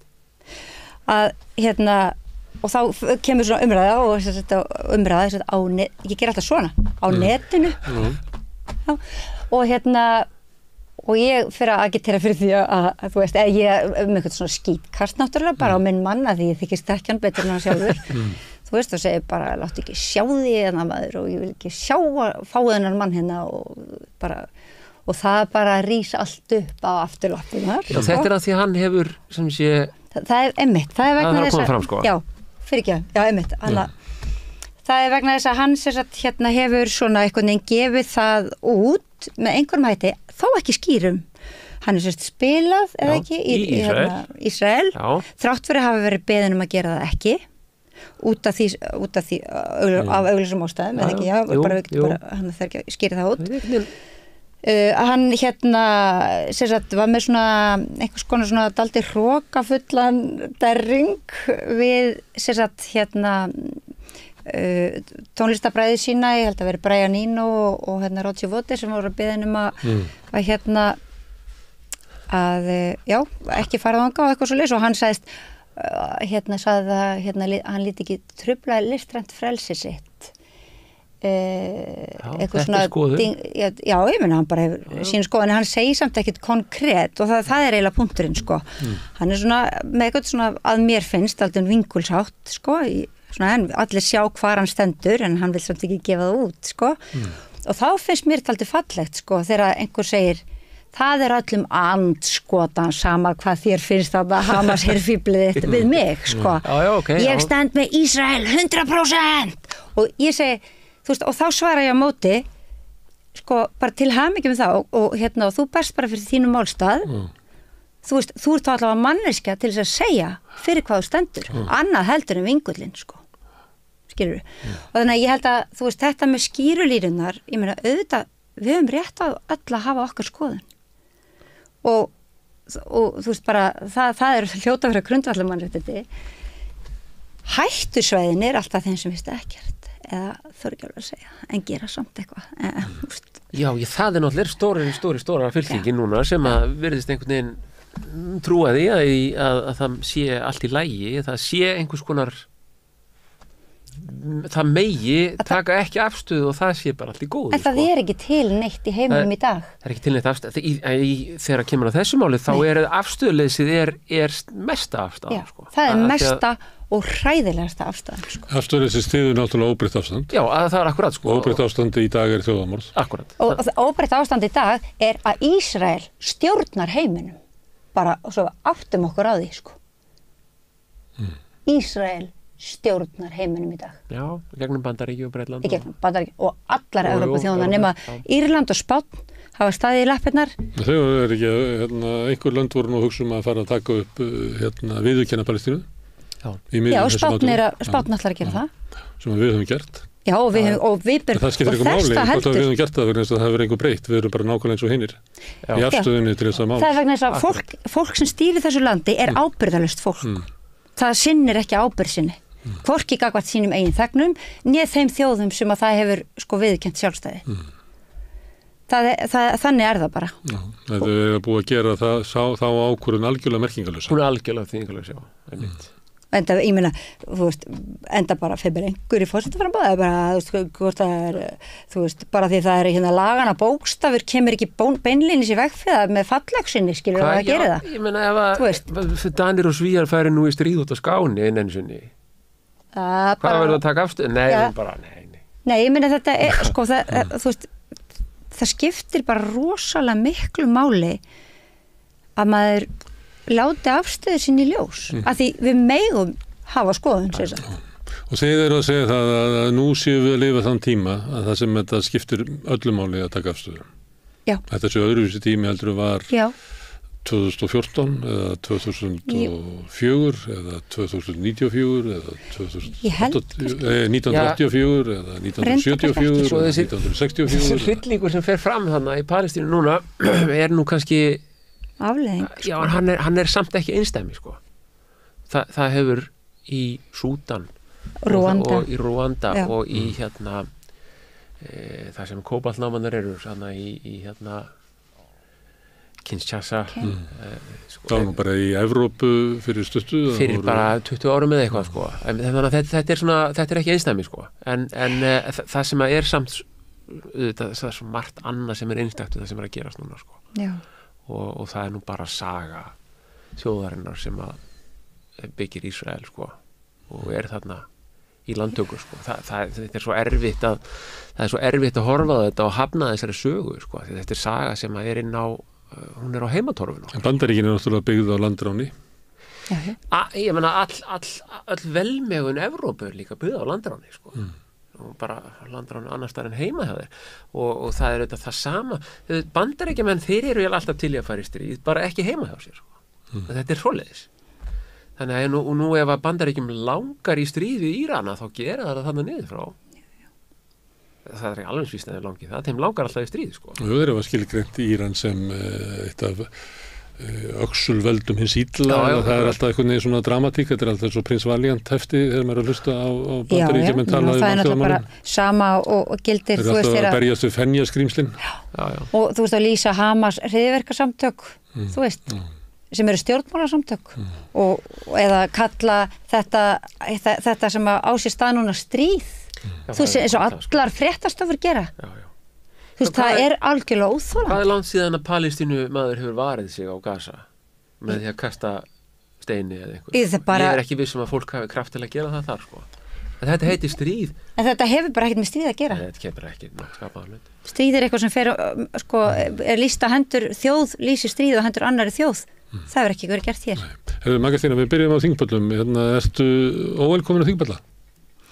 Ég trúi því nú ekki. Nei, heldur það? Ég held að, já. Heldur sér búið að setja svona mynd? Ég held nú að þau Þú veist, í banni eins og var á skemmtistöðunum í Kanada. Já, einmitt. Nýju menningarnir, þeir máttu nú ekki koma. Máttu þeir ekki? Ég held að, sko, en ég meina, gengur það, ég verður bara að láta á það reyna. Því ég trúi því nú alls. Er þetta stjórnarskrárvarinn réttur? Að fara á þingpalla? Ég meina, almenningur má þetta er sko, og svo er þetta mjög svona engjarlegt eitthvað sé, sagður árás Bjarni þú veist, ég var að hugsa, sko, ég myndi að vera hann að breska þingja þar sem fólk öskrar allan sólarhringinn. Það er engin utanakomandi, sko.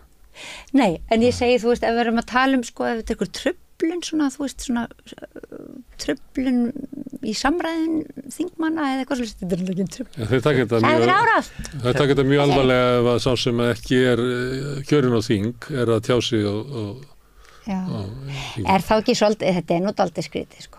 Ég meina, í hann er þessari lýðræðslegu hann í lýðræðismenginu, sko. Ef enginn má tjá sig orðið, sko. Þeir með allir tjá sig sem eru kjörnir á þing. Men þeir sem ekki kjörnir á þing viltu við kjósa á þing til þess að ég fara að tjá með hana? Þá getur þú þeir mega náttúrulega ekki einu sinni grípa fram þá getur þú með fyrirspurn. Já, þetta er þetta svona einhver ef það er alvöru fundarstjóri í húsfélaginu þá mátt ekki grípa fram fyrir þeim sem talar og svona eitthvað en þetta er forvinnilegt því að sko í þessu samhengi er truflunin tjáningin sko. Það eru mótmæli. Já, það eru mótmæli. Sjálf truflunin. Hún er tjáning. Hvað sem þú hefðir sagt er alltaf bannað en það er truflunin í nákvæmlega samhenginu sem að þú ert sko, og það er líklega gert ráð fyrir því að ef þú kallar fram að þá vitur afleiðingarnar þér verður vísa út. Kom verður þér óvart að þau Nei, þingverður sko var búin að sko gefa alveg uppáskriftum hvernig var þetta að haga sér sko. Þannig ég vissi það nú alveg sko, það kom mér ekki óvart sko. En hann Jón vinur minn 89 nú leið hann var steinhissa. Herðu, Magastína og Diddi, gaman að hafa hérna að spjalla mótmæli og stöðuna í samfélaginu, stöðuna í heiminum. Takk, sem leiðis sem við komum. Við ætlum að sitja hérna áfram og halda áfram að reyna að skilja heiminn sem við lifum í. Næsti kafli eftir augnablik. Fjárhagserfiðleikar eru afgerandi meiri hjá eflingarfólki en öðrum á vinnumarkaðnum. Hvernig getum við réttlætt það? Efling stéttarfélag. Barátta fyrir betra lífi. Þarftan að tala borgarfulltrúa. Borgarfulltrúar Sósíalistaflokksins eru með viðtalstíma alla mánudaga klukkan 13:30 til 14:30. Það þarf ekkert að bóka tíma, endilega kíkja við í Bólholt 6, 105 Reykjavík. Samstöðin er í eigu hlustenda, áhorfenda og lesenda.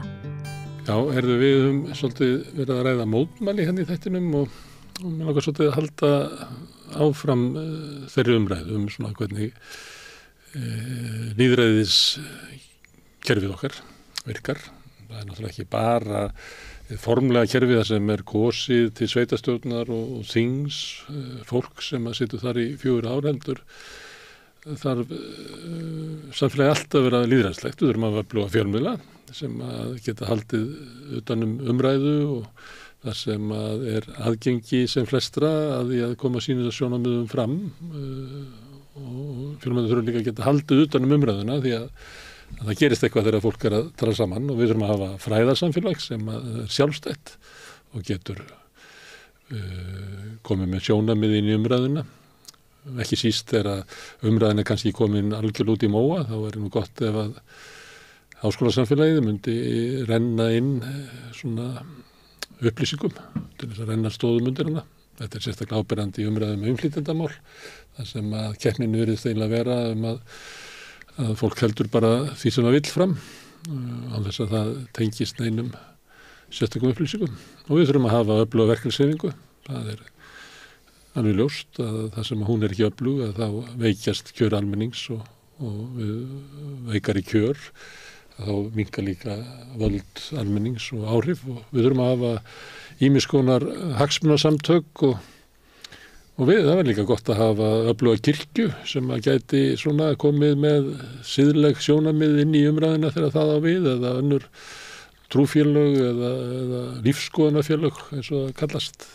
Og við þurfum að hafa góða hefð fyrir stjórnmálum götunar, séu mótmælagöngur og mótmælastöður og mótmálafundir og undirskriftasafnanir og annað slíkt það sem að almenningur getur látið sína skoðunir í ljós og við þurfum að hafa öfluga stjórnmálaflokka sem ekki bara þunn skel einhverja forustu sem að selja sjálfa sig á einhverjum markaðstorgi stjórnmálanna inn í einhverjum kastljóðsþáttum, heldur séu raunverulega grasrótarsamtök sem að draga í gegnum sig vilja almennings og eru þessu umbúin að geta greint stöðuna í samfélaginu og byggt stefnu á því.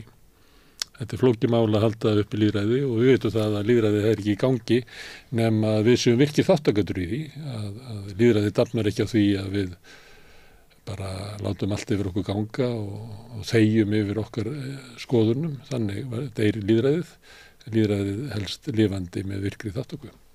Mér langar aðeins að pröfa að halda áfram þessar umræðu með því að fá Guðmund Hrafn Arngrímsson, formann Leigjendasamtakanna hingað. Verði ekki svona nokkuð skilgreining á hvernig lýðræðissamfélag getur virkað, eða átt að virka. Jú, þetta var bara mjög góður inngangur. En þegar maður fer með hann, þá finnum maður alveg að það margt sem veikt hjá okkur og kannski að því okkur núna á þingi var umræða í dag vantraust og það búið að vera svona átök á stjórnarheimilinu eins og sattir. Það bara lítið brot af lýðræðinu og kannski staðan á þinginu og stjórnarheimilinu eins og hún Ég meina, Íslendingar bera minna trausti þjóðþingsins heldur en eiginlega allar nágrannar þjóðir okkar. Kannski ástandið svona vegna þess að aðrir þættir lýðræðisins eru veikir.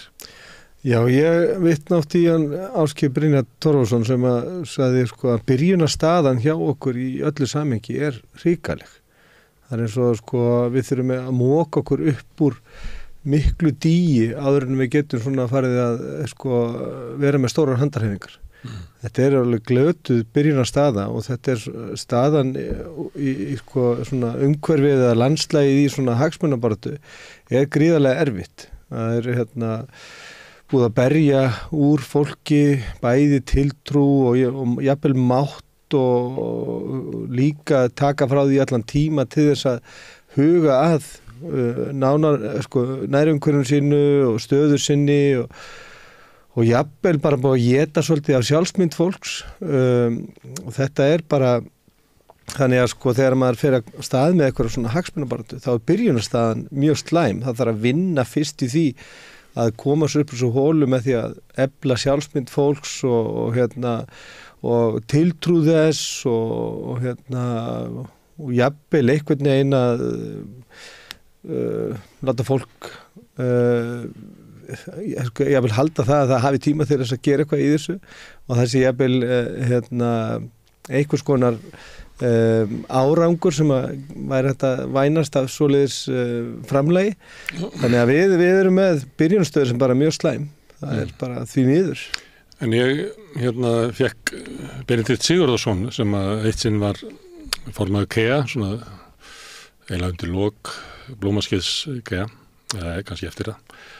Og við vorum að ræða einmitt svona félagslega uppbyggingu hér bara á þar síðustu öld, sem lestrarfélögin eru til og svo náttúrulega ungmennafélögin og kauffélögin og mikið af þessu byggði náttúrulega á bindindisfélögunum, það sem að náttúrulega frumskilir í aldrei baráttu, bæði ég einn på helletis var að fólk heyri ekki baráttuna fullt, þannig að bindindishreyfingin á seinni hluta 19. aldar tengd ekki bara hérna á Íslandi, tengd vakningu verkalýðshreyfingar og fleira.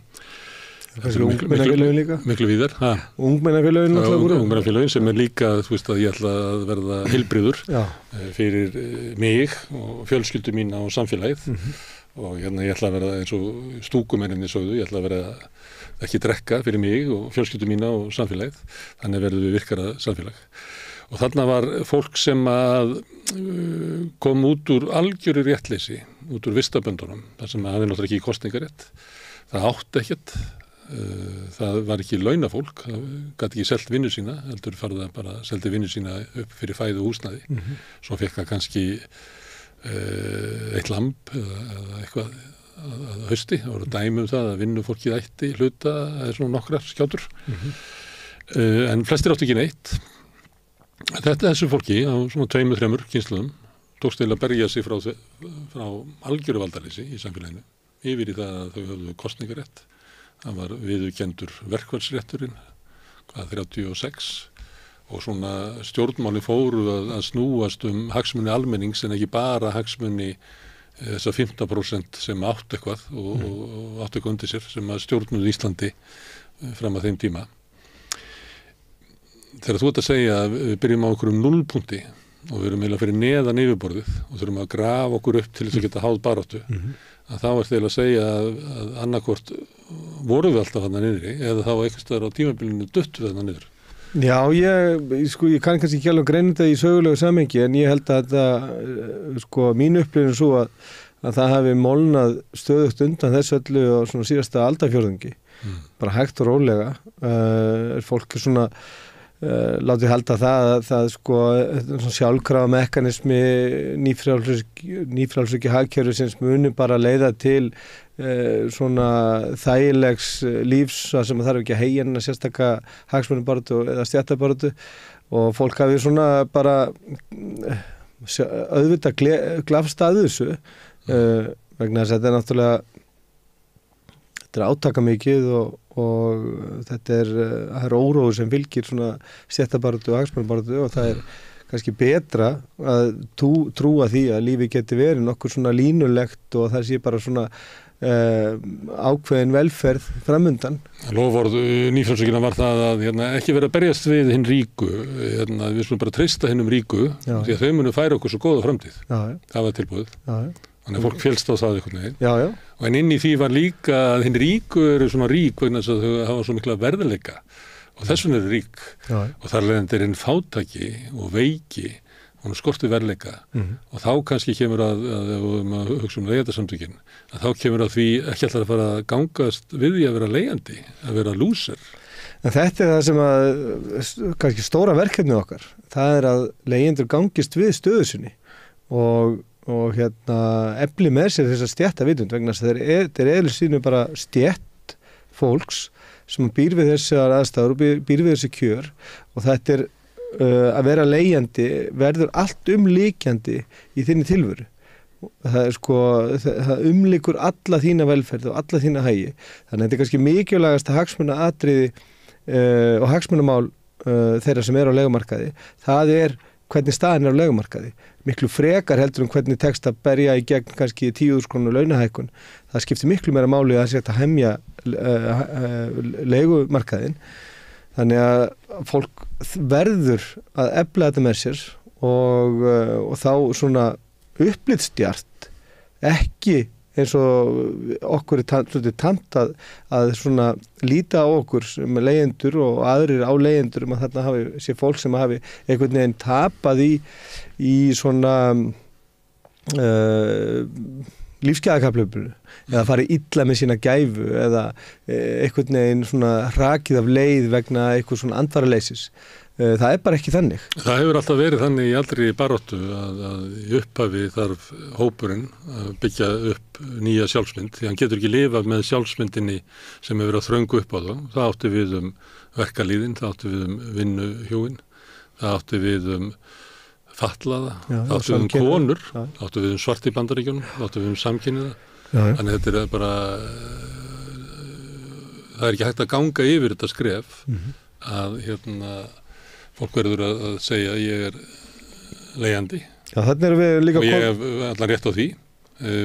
Slæm kjör mín ekki mín sök, heldur þess að stjórnvöld hér reka idiotískan húsnæðismarkað sem veldur því að miklu stærri hluti af launum mínum fer í að borga húsaleigu heldur en að þau sem eiga húsnæði fyrir því að borga afborganir af sínu húsnæði. Þannig að taldur upp alla þjóðfélagshópa sem að þegar verið að tala feðraveldi þá verið að tala upp þá hópa sem að þurft að takast á við feðraveldið þessum kúaður, undirokaður hópar í gegnum tíðina sem að nákvæmlega þetta fari gegnum þetta svona þessa hálfgerða svona vítisloga við að svona hálfgerða hreinsuneld til þess að geta tekist á við feðraveldið og það einmitt konur og samkynniðir og svartir og fátækt verkafólk og þar fram til göttunum. Öryrkjar og fátækir.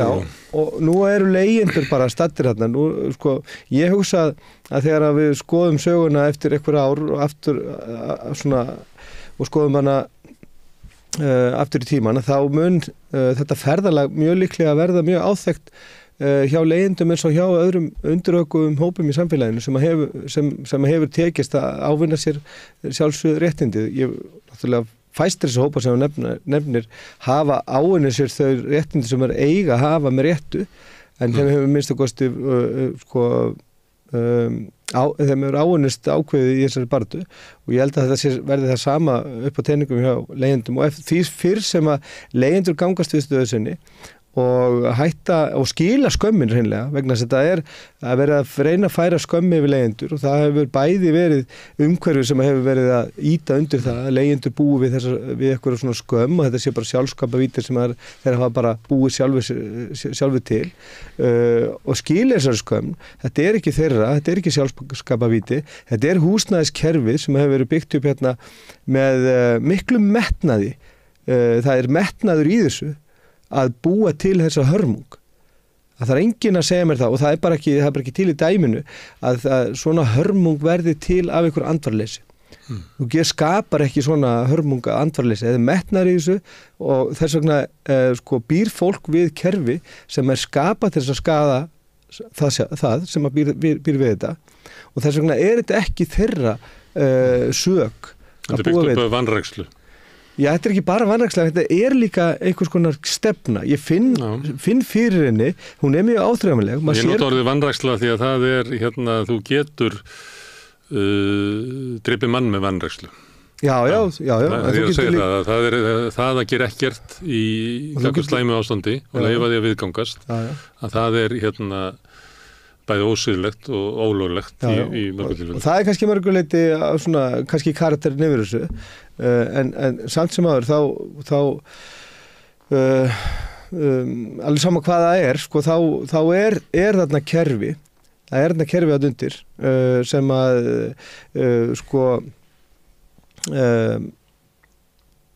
ég upplifa að sé hreinlega það sé einhvers konar markmið með því sem verið að gera. Maður sér það bara á öllum tölum varðandi bara hvernig eignastaða fólks á húsnæðismarkaði, hvernig hún hrakar ákveðnir þjóðfélagshópar komast ekki inn á eignamarkaðinn. Undanfarnar 15 árum hefur eignastaða fjölmargar tekutíðundar hreinlega bara hrunið og þetta gerist ekki í tómarúmi. Það klárlega kerfið þarna undir. Það einhver að gera út á þetta? Já, það eru hagsmunir sem að hagnast á þessu og stjórnvöld bæði eins og segir með vanrækslu vegna þess að þarna er vanræksla gagnvart þeim afleiðingu sem verða af þessu. En það er verið að stefna að einhverju markmiði. Það er alveg klárt og það er deginu ljósara. Ef ég má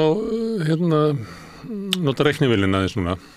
Ef við segjum það að út af hvernig húsnæðismarkaðurinn er að þá séu leigjendur að borga 100.000 krónum og mikið í húsaleigu heldur en að þyrfti að vera. Já, það er samkvæmt öllum okkur útreikningum er það svona að meðaltali milli 80 og 100.000 krónur með meðal húsaleigu í höfuðborgarsvæðinu. Þetta er bara 100 því að við erum að þetta er þumalbutta útreikningur. Já.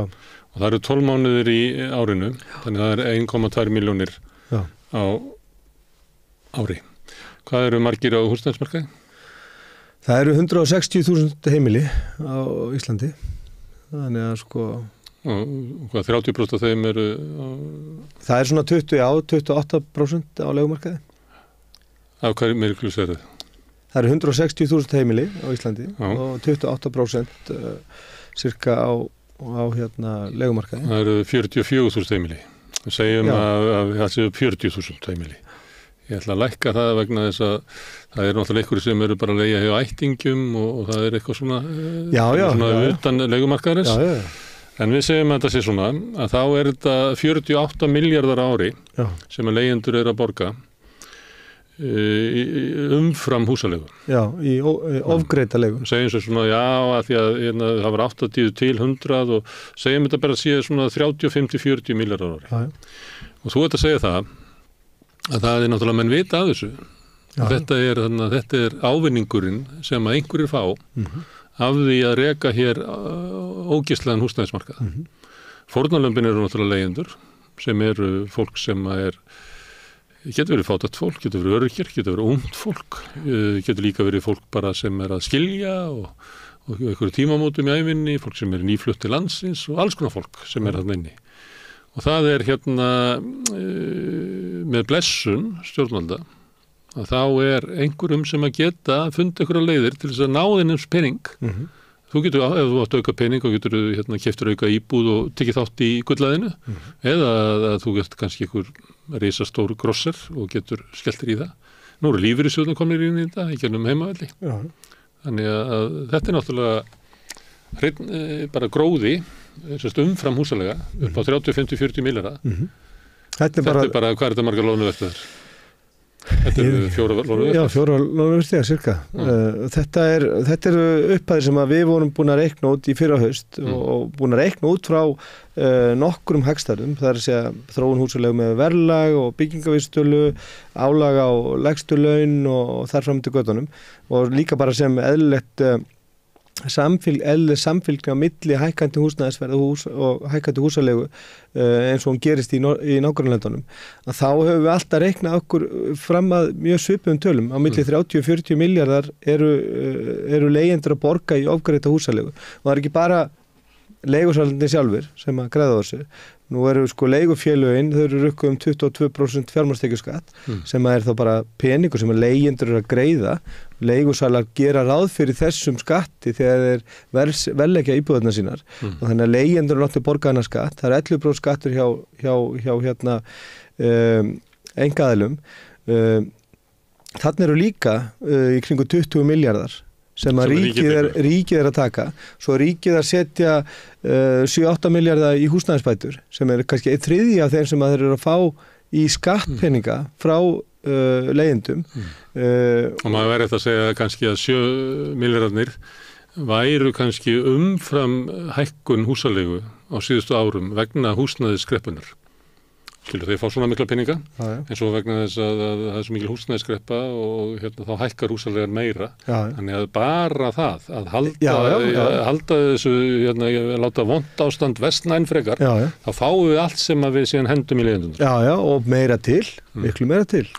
Eðlilegast væri náttúrulega að ef að ríkið ætlaði að gera eitthvað þessi peninga, þeir myndi bara hreinlega byggja fyrir allan fjármagnstekjuskatt. Það kvartlar ekki að þeim. Nei, en það er náttúrulega... Þið opinbera ekki að byggja eina einustu íbúð. En þarna eru 20 milljarða sem að leigjendur eru að borga í skatta annars vegar til ríkisins og heilmikið meira, sko heilmikið herru upp á sem fer til einkaaðila, en ríkið ætti að sjá sóma sinn í því að láta þessa peninga renna aftur til leigjenda, annarkvort með því að standa ströyma að svona innrastarfi eða fjármagna leigjendasamtökin sem að þeir hafa svikist að gera núna í 5 ár, eða setja alla þessa fjármuni í það að byggja íbúð til þess að milda ástandi á leigumarkaði.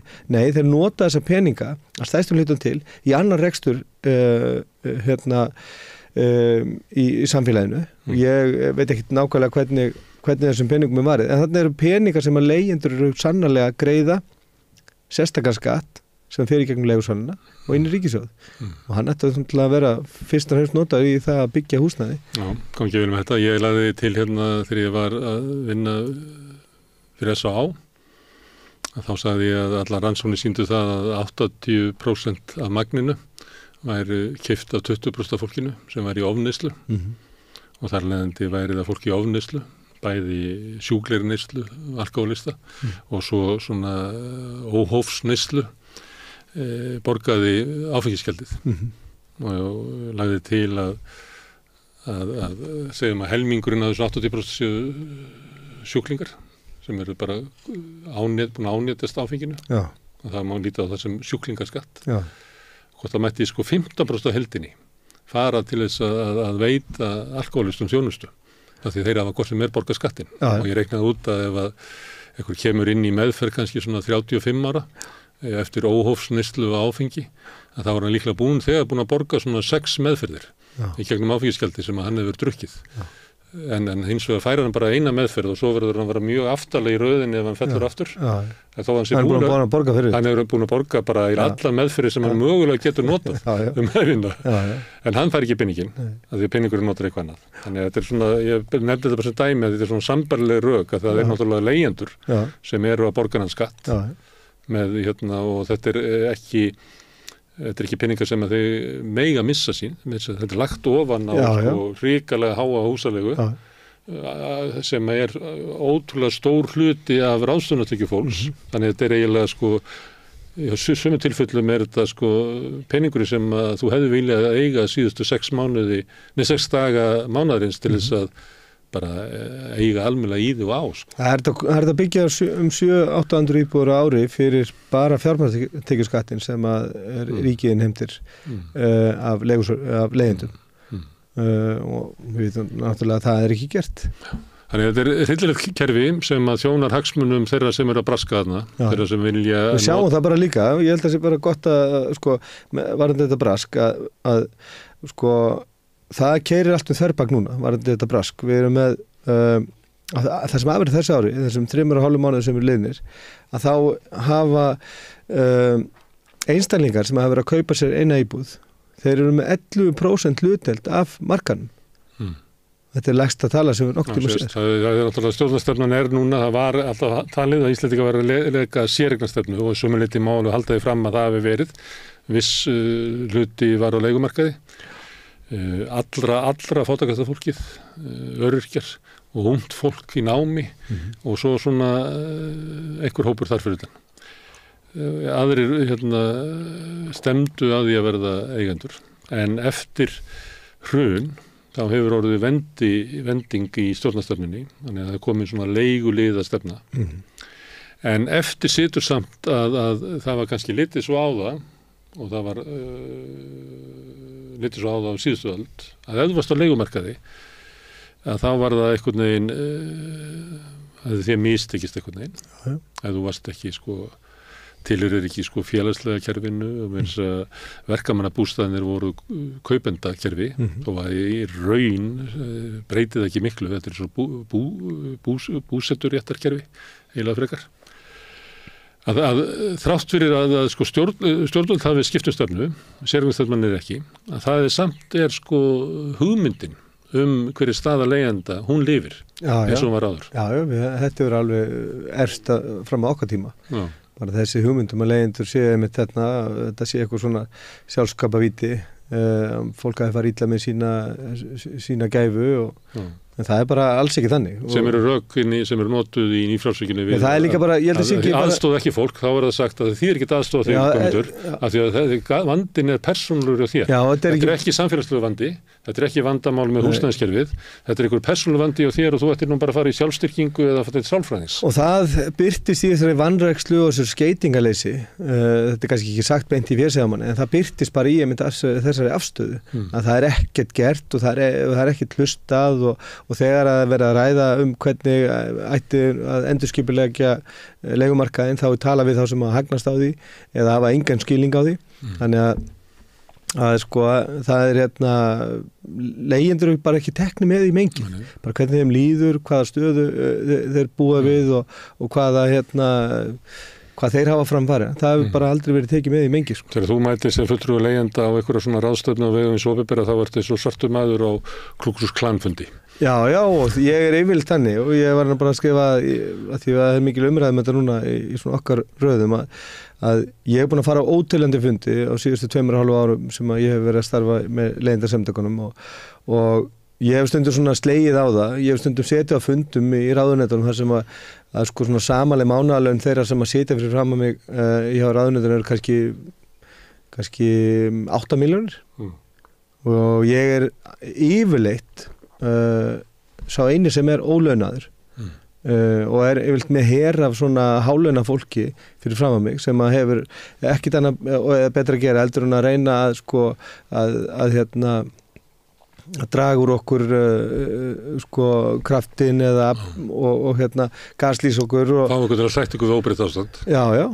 Það er bara þannig og þetta er bara gríðarlega stítandi en ég held eins vegar að það séu margir kostir sem að koma með því að vera að gera þetta af hugsjón frekar en í launuðu starfi en hins vegar er það þannig að það þurfa allir að hafa eitthvað að býta að brenna þannig að það er ekki hægt til lengri tíma að sinna svona hagsmunagæslu að vera kannski hægt að sinna kannski hagsmunagæslu sem er ekki svona umfangsmikil vegna þess að þetta er náttúrulega flókin hagsmunagæsla vegna þess að til þess að höfða til þeirra sem að hafa eitthvað með þetta að gera og raunverulega geta tekið ákvarðanir áður en að fjöldin stendur á fætur og rölti bara niður í bæ og tekur völdin í sína hendur þá eru þarna aðeins sem geta breytt þessu með einföldum hætti og til þess að höfða til þeirra þá þarf að vera með flóknar og mikla greiningar á hlutunum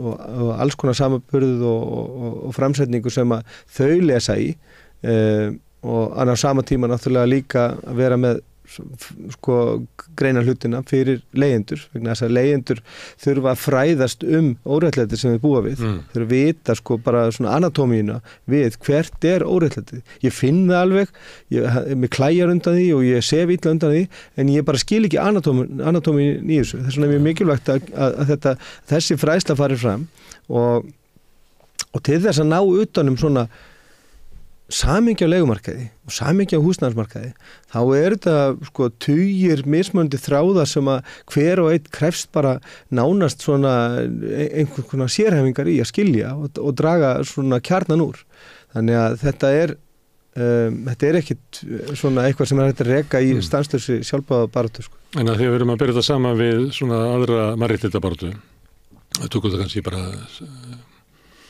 svarta í Bandaríkjunum og þá vera þeir fyrir linnulausu áreiti að þeir séu óverðugir lesa það bara út úr augnaráði og hvað þeim sagt að sitja og hvað er þeirra svæði og menn vita alveg að þeir eru inn á svæði sem er ekki þeirra og það bara, þeir skynja það og þeir skynja því augnatilliti og öllu slíku þannig það er alltaf verið að vísa þeim til svona réttsætis og sá sem að verður fyrir slíku hann kannski upplifir það sig hvað sér eða þetta sé einhvern veginn svona normalt eða kannski er það bara svona óheppin að fæðst svona litin og verður bara að setja sig við það en svo kemur að því baráttunni að fólk segir að það sem við erum að verða fyrir er hvíti yfirburðahyggja sem er óvinnurinn og ef við berjumst ekki í gegninni þá munum við bara viðurkenna hana og lögulega taka þátt í henni þannig við verum að rísa upp og þetta ávið eiginlega þetta áttu kvennabaráttuna og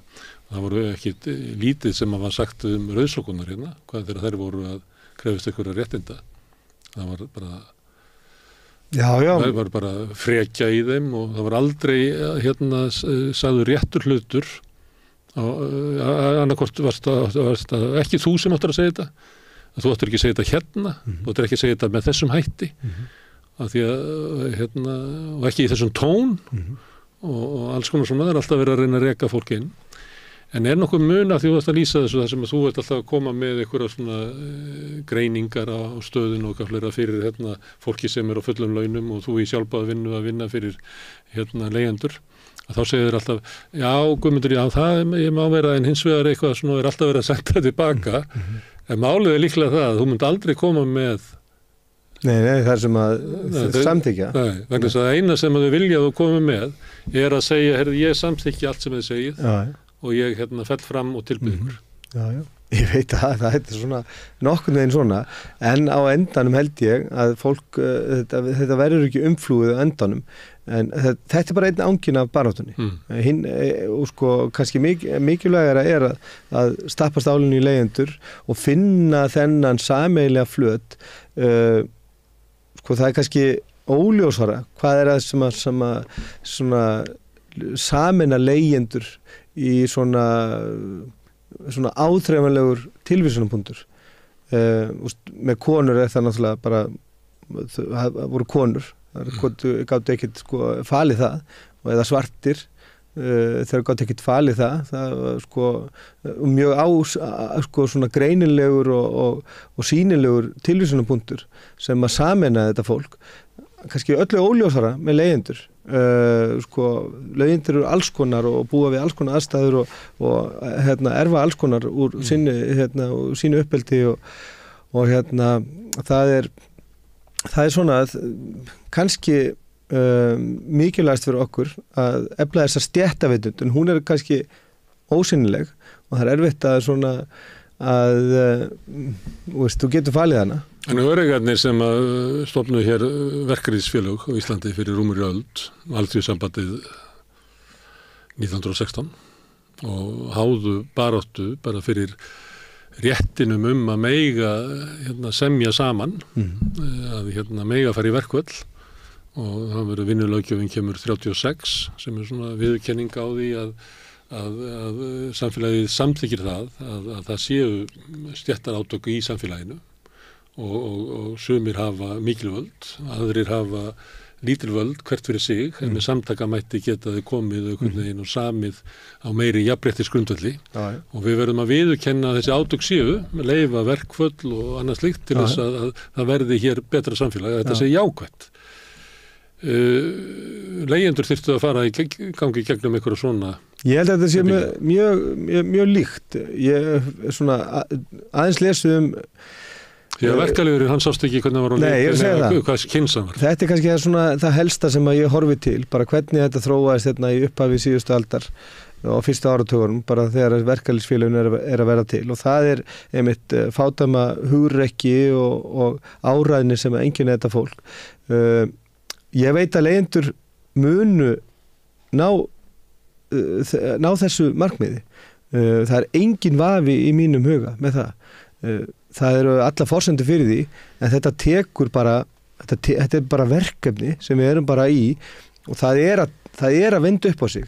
Það er framgangur á hverjum einasta degi, á hverjum einasta klukkutíma er eitthvað jákvætt við það sem er að gerast inn í samfélagi leigjenda. Það eru fleiri og fleiri að koma fram og fleiri að tjá sig. Ég man bara að því að við erum með okkar samskiptavettvang eins og svo mörg önnur samtök, helst hún inn á fésbókinni en að samfélagsmiðlum. Það er 10-20 faldast bara fjöldi einstaklingar sem að teka þátt í samtalinu bara á undanförnum vikum. Það er mikið degla og mikið gróska og ég held að sé bara út af því að við erum búin að vera að fræða fólk og við erum búin að vera að halda þessu við af því að það er þessi stanslausa viðvera, það er bara að halda áfram svo lengi sem að lappirnar bera mann vegna þess að það skilar árangur endan og það er bara kannski ekkit ólíkt eins og með samstöðina að samstöðin hefur bara vaxið úr því að vera mjög lítill miðill en hélt alltaf áfram, hélt sínu striki og er núna orðið kannski svona nánast bara svona einhver konar leiðsögn í íslensku fjölmiðlun og þetta... Þetta eru mörg skrefið og segjum að þetta hafi orðið til í eldspýtustokk svona til þess að lýsa þessu. Já. Og hérna var náttúrulega fyrst, hérna var fólki í sjálfboðavinnu 2-3 ár held ég, 2,5 ár. Já. Og svo var borguð skítaninn. Já. Og svo erum við vonast til þess að geta ekki brotið vinnulöggjöfina á því að borga sko. Já, en þetta er gerir svona, það sem er kannski hættulegt fyrir leigjendur, að þeir eru að búa við á sama tíma, búa við aðstæður sem að skapa langvinn og erfið áföll og það er ofboðslega erfitt og sárt að lesa reynslusögur leigjenda sem að eru bara allt og algengar þar sem að fólk hefur bara orðið fyrir langvinnum, erfiðum áföllum bara við það eitt að vera á leigumarkaði. Og það er erfitt að gera kröfu á það fólk að stattu upp og berstu fyrir þínum réttindum ef að það hefur verið kippt undan þeim fótunum efnahagslega að það lifi við linnulausan afkomukvíða. Já. Er með samviskupið gagnvart börnunum að hafa ekki skaffað þeim það sem að foreldrunum finnst að þau er skilið og vera með kvíða fyrir bara framtíðinni. Já. Það er erfitt að segja við það fólk kondu og stattu með. Þetta er bara hræðilegt að vera í þessar stöðu. Ég hef upplifað þetta mjög oft á leigumarkaði að búa við þennan afkomukvíða og ekki síst svona sektarkennd gagnvart börnunum mínum og svona þetta líka dregur athyglina frá manni, maður er sífellt að velta vöngum yfir framtíðinni og stöðu sinni og hvað maður getur nú veitt börnunum og hver arfur manns verður og hvert hvaða áhrif maður hefur á uppeldi og uppvægsbarna sinna og þetta. Kannski er það besta sem að þetta er að gefa börnunum að standa upp gegn óréttlætinu og berjast? Ég held að það sé eitt af því besta sem að þú getur sýnt allavega umhverfinu að það er að standa upp og gangast að stöðunni og látið þér heyra. Það eru bara ekki allir sem að þurfa að berja í trommur og standa upp á trékorsum með gjallarhornið en hins vegar það skipta allir mjög miklu máli í þessari baráttu og eftir því sem að fólk gengst meir og betur við stöðu sinni og lætur sér heyra og tjáir sig að það bara valdeflir hina að því að Valdefli sjálfa þig. Já, líka bara aðra í leiðinni að því að hlutverk manns í framvindunni er svo miklu merkilegra heldur að nokkuð tíma gerir sig grein fyrir að þau áhrifin sem getur haft á annað fólk og eltað og elt sjálfsmyndst þess og svona atorku inn í þessa hagsmunabaráttu þó að þér finnst þitt eigi framlag ekki vera merkilegt. Þið kannski finnst það, þetta hafi ekki verið merkilegt sem að þú gerðir, en þú getur að hafa haft áhrif á aðra með því að tjá þig, með því að segja skoðun þína.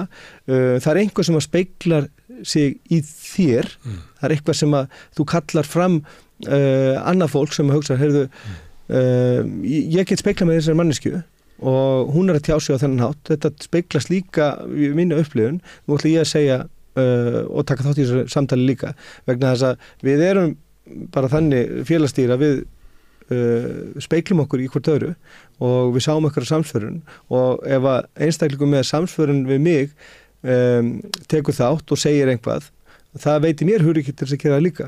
Það var vinur minn sem að láti núna margvittur maður, sagði eins og við mig að sá sem að þegir, hann rænir annað fólk samkennd.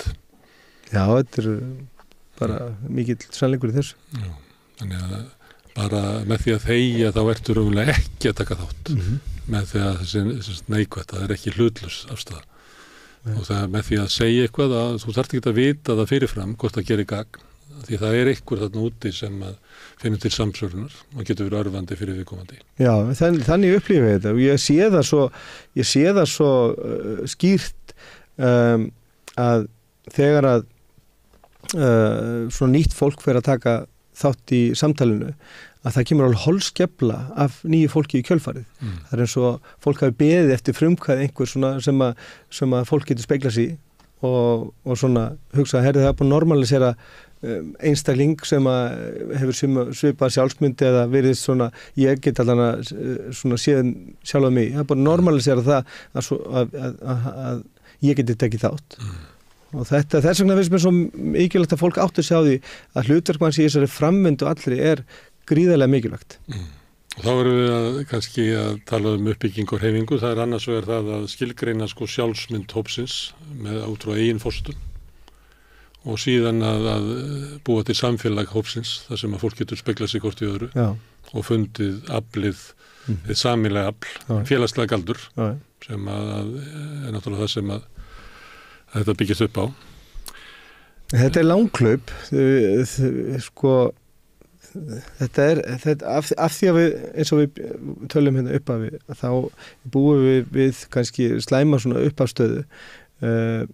En nú hafa leigjendasamtökin verið í svona þéttri, haldið upp í svona þéttri og stöðugri orðræðu og hún er að skila sér. Þannig að ég sé það alveg. Skila sér fyrst og fremst í þá sjálfsmynd leigjenda frekar heldur en ekki aðgerðum stjórnvöld? Já, nei, það enda Stjórnvöld standa með þeim sem að græða þessar 35-40 milljarða. Já, og það er bara þannig að verja rétt þeirra til þess. Og það er með það heyrir til algjöra undantekninga ef að þingmenn á þinginu sama í hvaða flokkum þeir standa, það heyrir til undantekninga og þær eru til og þær eru góðar. Það heyrir til undantekninga að þingmenn taki það upp að eigin frumkvæði að ræða stöðun á leigumarkaði. Þrátt fyrir að hún sé kannski eitt af alvarlegustu viðfangsefnum sem við þurfum að eiga við í okkar samfélagi. Að því að fólk skilur ekki hvernig það er að búa á leigumarkaði hérna á Íslandi og sérstaklega hérna á Suðvesturhorninu. Það skilur ekki hvernig það er vegna þess að það er engin leigjandi á þingi og menn get ekki sett sig í þessu spór og það er stanslaust verið að gaslýsa þingheim og leigjendur líka með bjagari framsetningu á stöðuleigenda sem betur fer hefur Húsnæðis- og mannvirkjastofnun sem hefur verið svona helsta opinbera upplýsingaveitan leiguna á leigumarkaði svona breyta eins tón upp á síkastið vegna þess að það var lengi vel þannig að þegar að svona upplýsingaveita þeirra inn í hinu opinberu umræðu var einatt á það leið að það væri svona ákveðið jafnvægi hérna á leigumarkaði og væri eiginlega algjör óþarfi að vera að gera eitthvað nokkuð skapan hlut við því.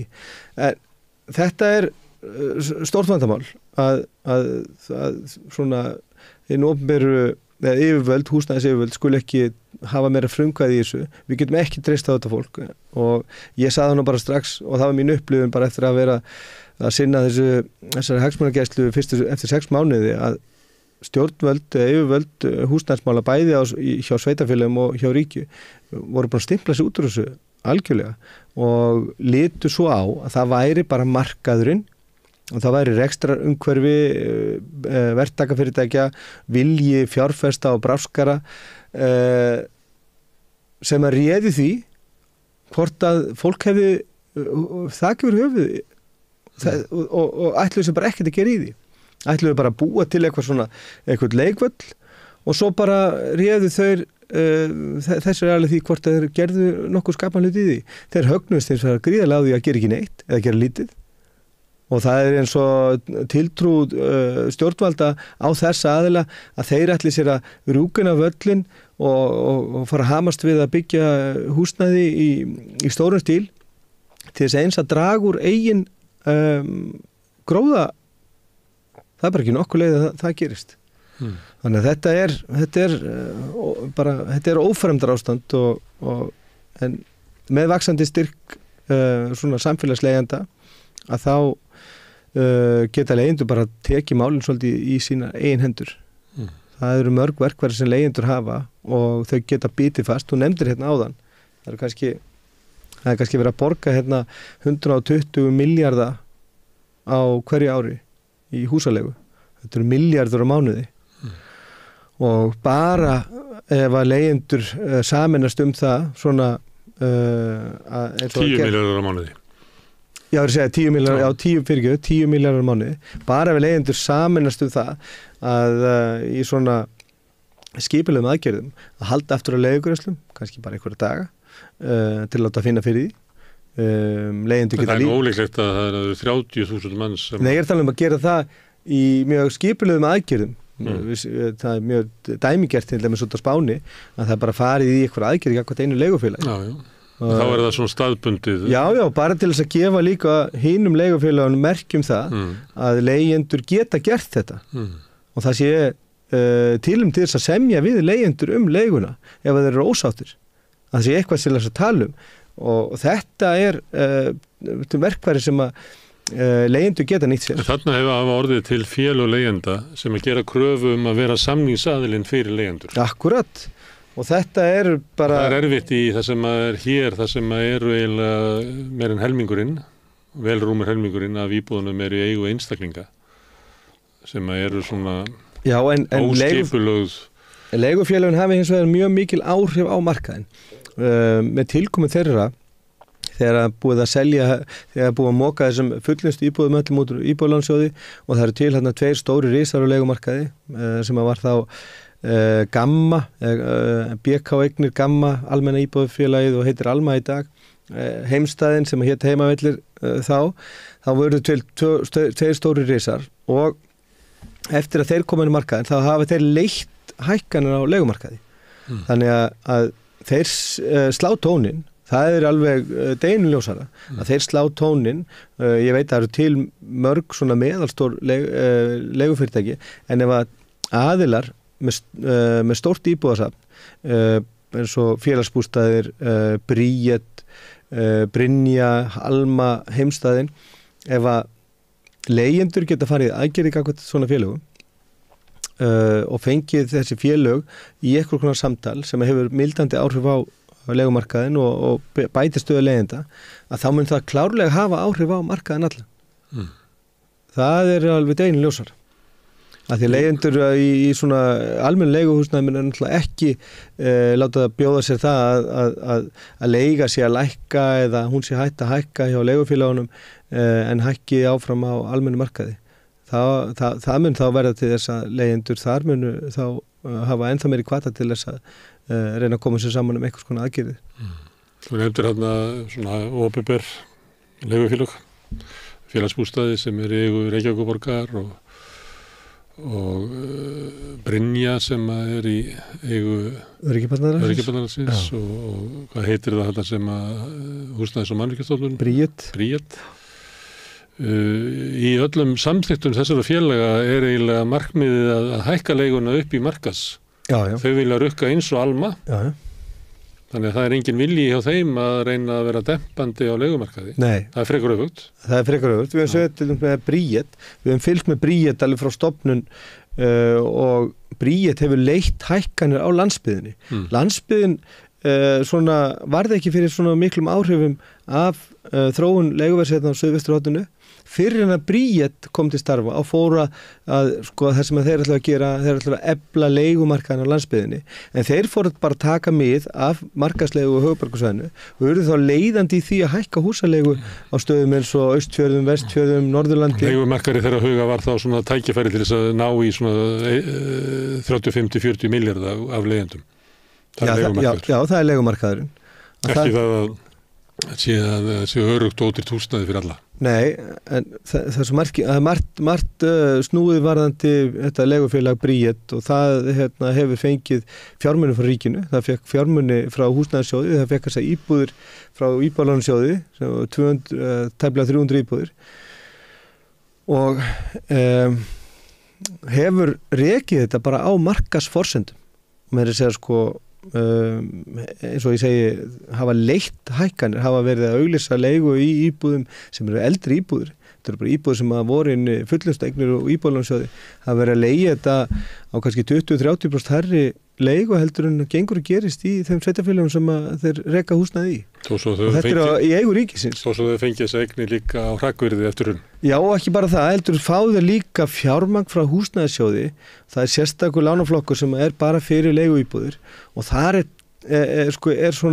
eru forsendurnar teiknar upp í þessum í þessum lánaflokki alla svolítið svona félagslegu meiði þó sé ekki verið að skikka skilyrða lánveitingar til þess að leiga sé félagslega eða þá rekin út frá einhverjum föstum viðmiðum að þá er svona andi lagana þannig að þetta séu lán til leiguíbúða séu til leiguíbúðar til þess að hafa mildandi áhrif og koma jafnvægi á húsnæðismarkaðinn en Bríet hefur hins vegar farið bara að slegið alveg út úr og rekið bara algjör og okur leigustefnu í eigu HMS og þar að leiðandi undir að forræði innviðaráðherra og Sigurður Ingi Jónsson hefur nú verið lengstan hluta sinn starfstíma sem innviðaráðherra verið yfir þessu félagi og þetta félag hefur haft alveg skelfileg áhrif á þróun leiguverðs á þeim svæðum sem þeir hafa starfað. Þessi sem að reka leigufélög á Íslandi eru svona bara einhverju business fólk, stóreigna fólk og svo hið opinbera og þá vilja þau reka sín leigufélög eins og þau væru business fólk.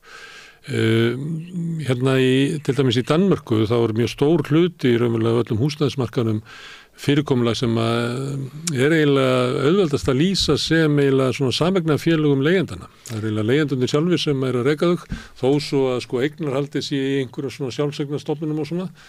Er ástæðan fyrir því að íslensk stjórnvöld vilja ekki fara þá leið að þau hugsa að láta leigjendur leigufélagi, ég meina þau geta ekki svona keypt sér húsnæði. Hvernig heldur það myndi fara ef að leigjendur færi að reka þetta? Þú varst að nefna lánarleiðir inn í á HMS og maður myndi halda að það væri eiginlega hægt að búa til eitthvað svona form þar sem að leigjendur geta einfaldlega bara farið og byggt sitt húsnæði og farið að leigja þetta eins og gert í bara næstu löndum. Já, og var gert lengi vel í gegnum samvinnufélögin. Það voru þetta reikna kerfi fyrst og fremst. En eins og í verkamannabústofunum sem að var eiginlega, þú veist, að því að það var þannig kerfi að þú lagði til lítið í upphafi, 5%. Og svo ef þú seldir síðan einhvern veginn fórst út úr þessu eða þú bara deyrð og ætti ekki að selja, að þú selur aftur inn í kerfið ekki á hækkun húsnæðisverðsins heldur bara á verðtryggðum kjör, eða verðtrygging á því sem þú hefði sannarlegt. Þannig þetta er eiginlega svona líkara leigukerfi, þetta er svona mitt á milli þess að vera leigukerfi og eignakerfi.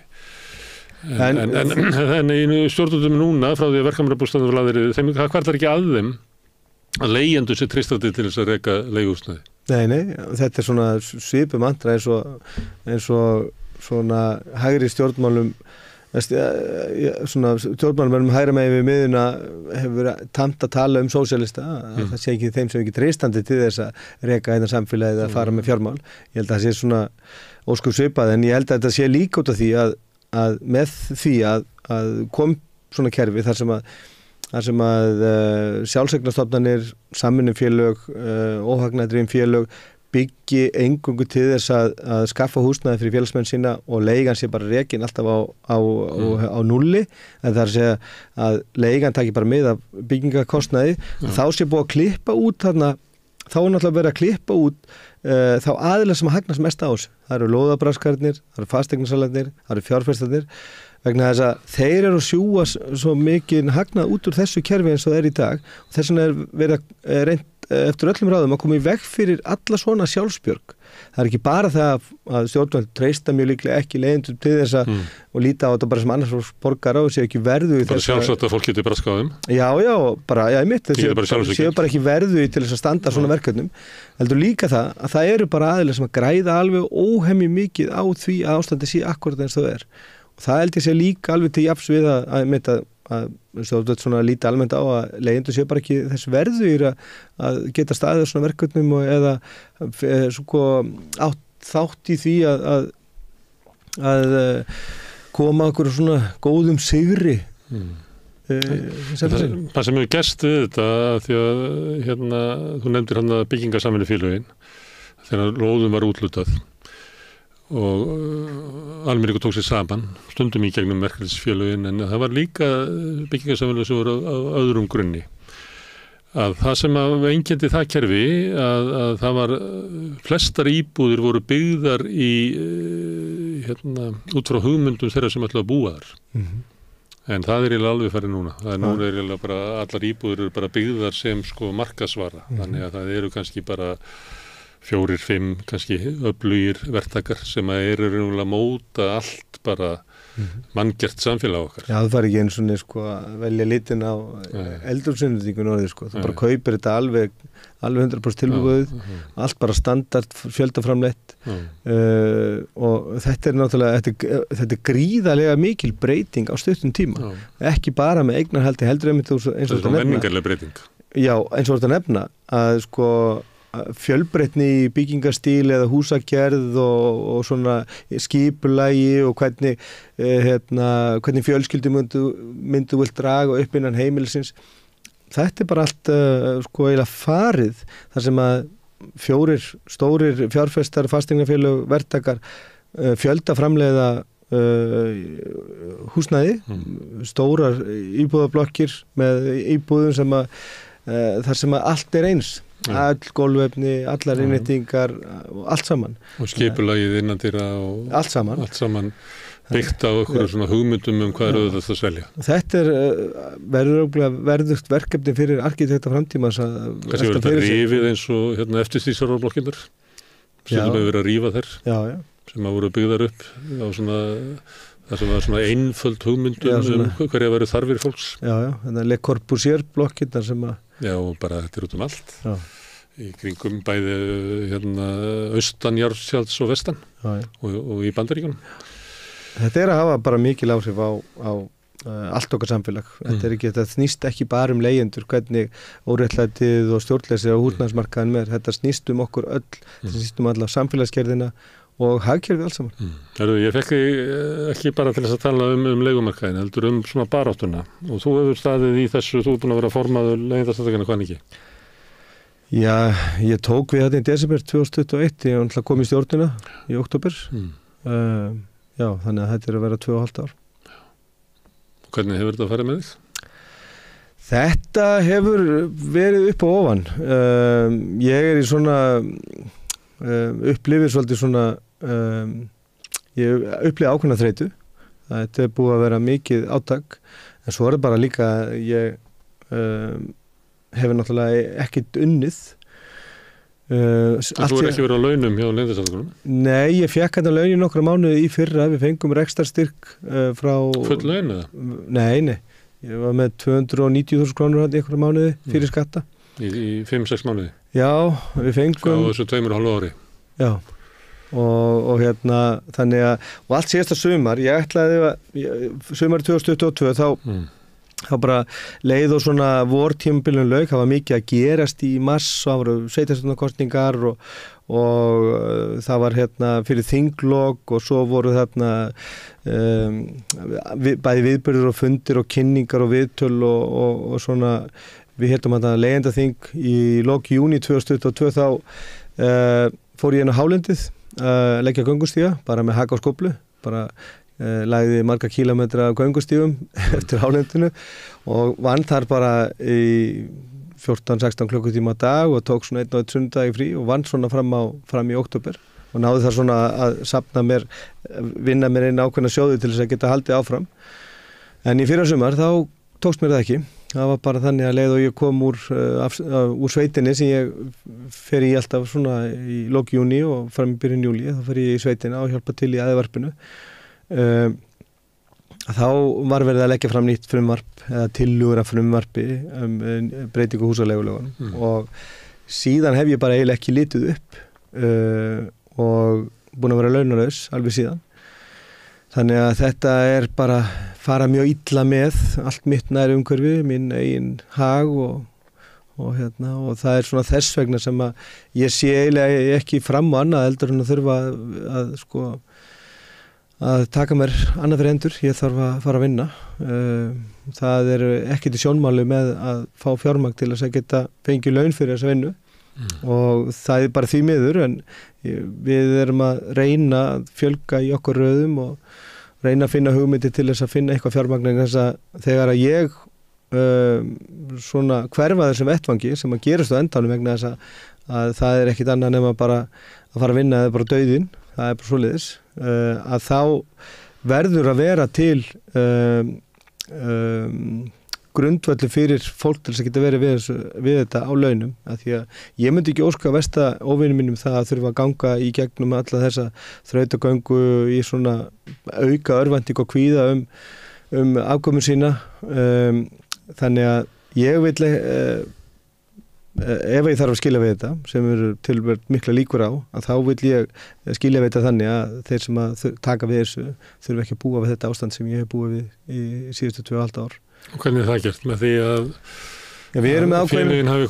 félagi hafi ykkur öryggjabandalagi fær hlut á lottóinu, verkalýðshreyfingin fær 1% af öllum launum til þess að reka baráttu sína. Neytendasamtökunum tókst upp að byggja upp það stóran félagsmannahóp en hefur auk þess samninga við ríkið tiltekna þjónustu sem að þessi ekki góðir fyrir neytendasamtökin. Þannig það eru svona dæmi að svona hagsmunabaráttan hafi eitthvað svona fjárhagslegan grunn til þess að geta rekið það. En svo eru önnur barátta eins og hjá leigjendasamtökum og öðrum hópum. Það sem eru eiginlega engi peningar og fólk rekur þetta bara af, það kallaðum þetta sér rekið af hugsun, en fólk náttúrulega rekið þetta af bara að éta upp allan sparnað, safna skuldum, kemur út úr þessu, ég þekki það, að þú bara endanum tæmur alla sjóði, vinnur þið til örreigarstöðu. Ég bara stend þar akkurat núna. Það var ég mann eftir því áður en að þú varst formaður Neytendasamtakanna. Þá var það samþykkt í lífskjarasamningunum 2019 að hið opinbera myndi styrkja hagsmunabaráttu leigjenda. Og við höfum sendt óteljandi bréf til 4 ráðherra. Það er ykkur 5 ár síðan þetta leyti. Það var samið svona í apríl held ég. Og við höfum sendt bara reglulega og tekið þessa ráðherra á eintal þetta. Það er ekki þannig að þessi tölvupóstar hafi ekki komið fyrir þeirra augu. Ég á nú vona því að þetta hafi fengið einhverstaðar afgreiðslu þó að jafnvel við höfum ekki fengið svar við þeim.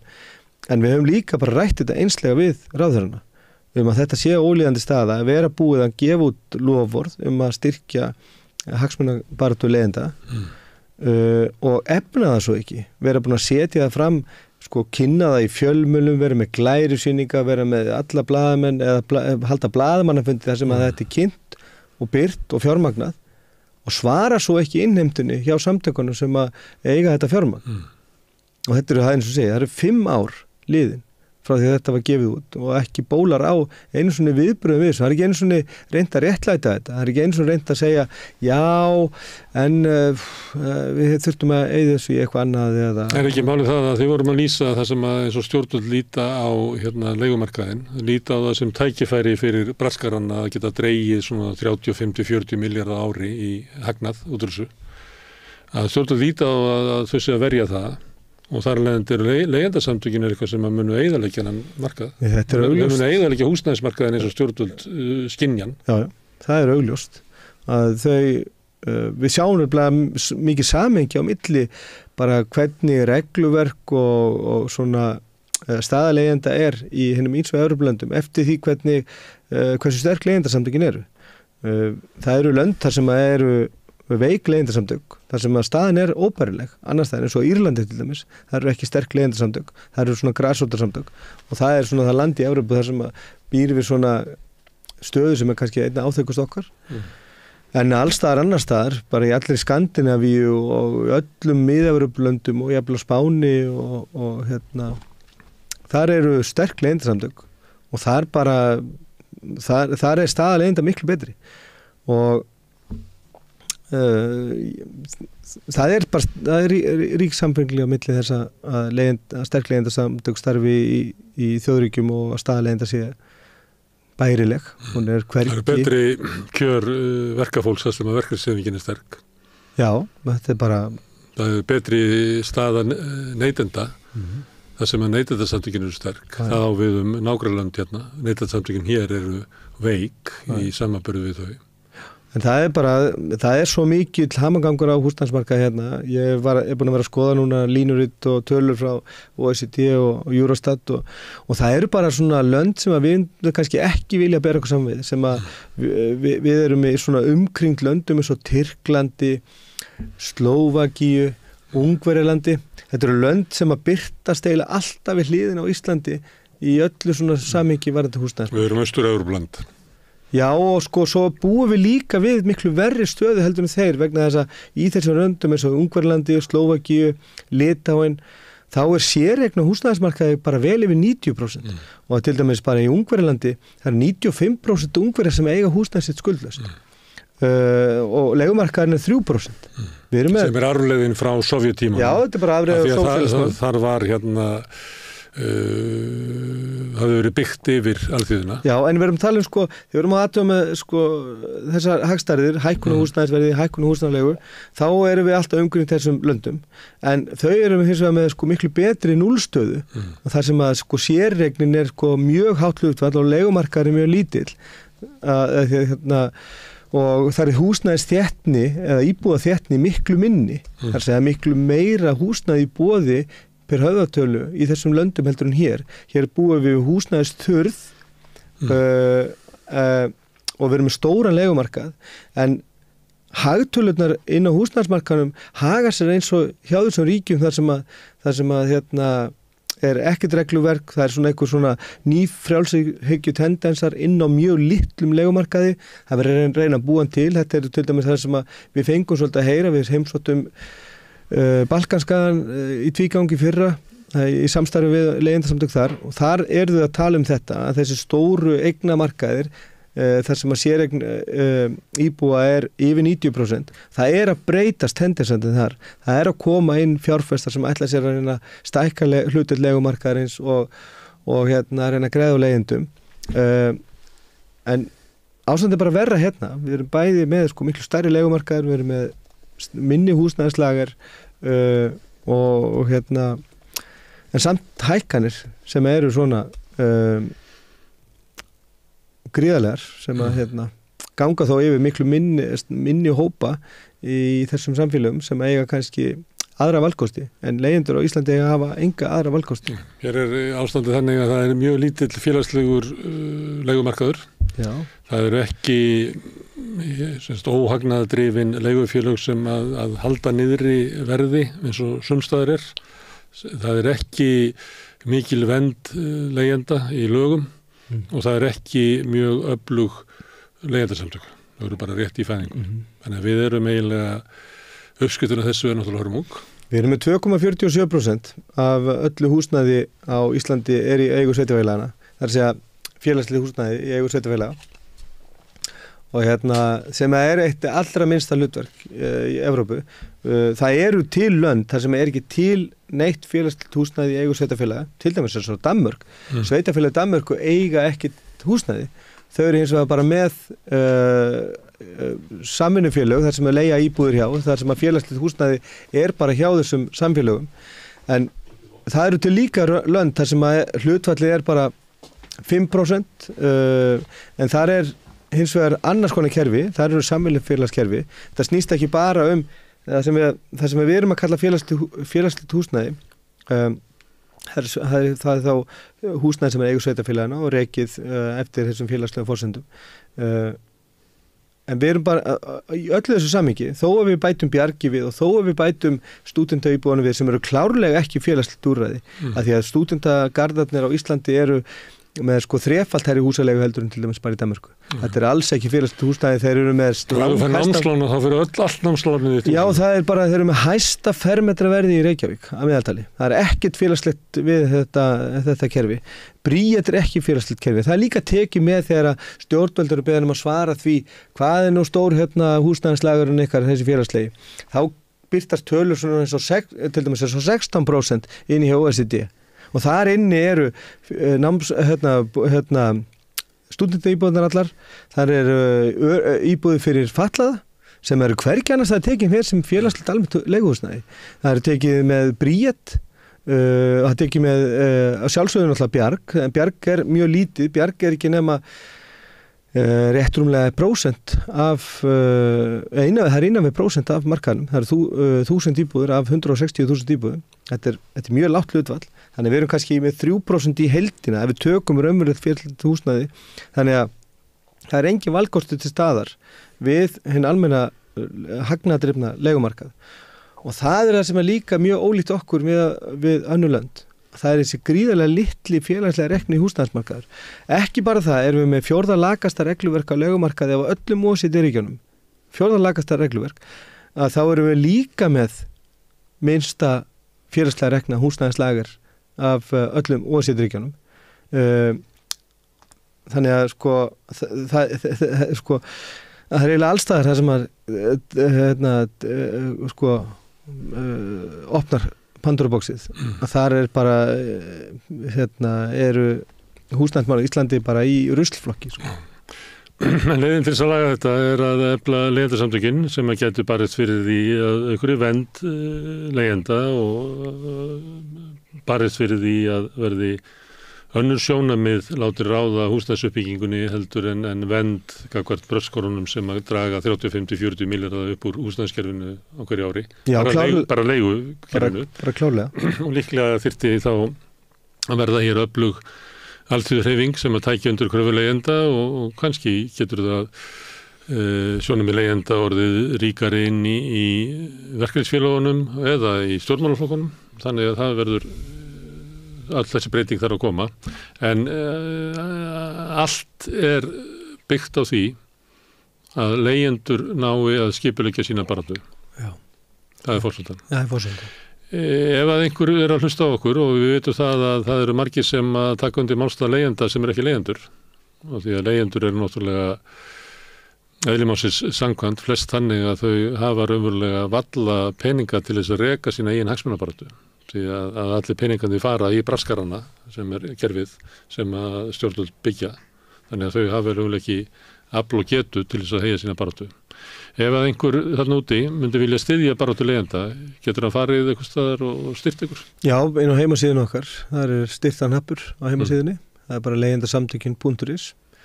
Og svo erum við nú að fara af stað með það að senda út valkvæða greiðsluseðla en þeir fara bara til skráðra meðlima. En við erum að Þú getur verið meðlimur í leigjendasamtökum áður svo verið leigjandi? Já, leigjendasamtökin berjast fyrir réttlæti og öryggi á íslenskum húsnæðismarkaði. Þannig að við erum að berjast fyrir réttlæti og öryggi fyrir alla á húsnæðismarkaði. Þannig að leigjendasamtökin munu berjast fyrir úrræðum og verkefnum fyrir íslenskum húsnæðismarkað sem munu gagnast öllum. Það mun gagnast sérstaklega ungu fólki. Við búum við það að vera með næstu því 3-falt herra hlutfall af ungmennum undir 29 ára aldri í foreldrahúsum heldur að meðaltali í hinum ríkjum Norðurlanda. Og þetta er náttúrulega stór hættulegt líðfræðilegt vandamál að ungt fólk getur ekki stofnað til fjölskyldu vegna þess að býra en þau í foreldrahúsum. Þannig að þetta er vandamál sem að tegis ánga sinna víða. Þetta er að grafa undan samfélaginu. Þetta er að grafa undan samfélaginu. Efnaðslegri og ég myndi vilja sjá þróttu hérna sem að síst með það við því. Já. Og það fer upp eftir öllum stiganum. Já. Og þess vegna eins og þú nefnir hérna réttilega þá náttúrulega verða aðra stofnanir sérstaklega verkalýðsfélög og önnur almannasamtök að taka undir þessara og létta undir með þessari baráttu með því að taka þátt í henni styðjana í orði og verki. Stjórnmálaflokkar þurfa að gera þetta líka vegna þess að þetta er svo hættulegt að leyfa svo þróast eitthvað frekar. Þetta er, ég spáði því í viðtali í síðasti vor þegar við byrtum niðurstöður og könnunum okkar þá að það væri félagslega hamfarir í uppsiglingu og þær eru bara raungerast akkurat núna. Það er hækkana bylgja sem er að ganga yfir markaði núna er með þvílíku offorsi að ég hefði aldrei getað látið mig detta þetta í hug. Bara leið á 300.000 króna múrin rofnaði hérna snemma í haust í kringum október. En þá erum við bara húsalega strax komin upp undir 400.000 af svona 100-500 íbúðum hérna á höfuðborgarsvæðinu. Þannig að hraðin í hækkununum er alveg gríðalegur og þetta að setja fólk á aukin vergang og erum við þó með hæstu flutningstíðin leiðenda í allir Evrópu og það aukin vergangur, það aukin afkomukvíði og það bara, sko, það einhvern veginn að sólin að setja svo víða og þess vegna svo mikilvægt að standa á fætur akkord núna og láti þér heyra vegna þess að leyendur geta haft alveg stórkostleg áhrif á hvaða sem að tekur við og hvernig svona hvaða andlita sem að þessi öfl sem að reka þessa hörmulugu kvalafullu stefnu, hvaða andlita sem við sjá? Herðu, ég ætla að þakka fyrir komendur. Ég ætla að segja sko að þetta ekki tími fyrir fólk til þess að setjast niður og velta fyrir sig sko hvers konar húsnæðiskerfi við ættum að hafa, ekki vera að velta fyrir sér einhverjum hlutum og vera að diskutera. Þetta tími þar sem við verðum að byggja upp leyendasamtökinu. Því að þau eru forseta fyrir þeim breytingu sem að verða.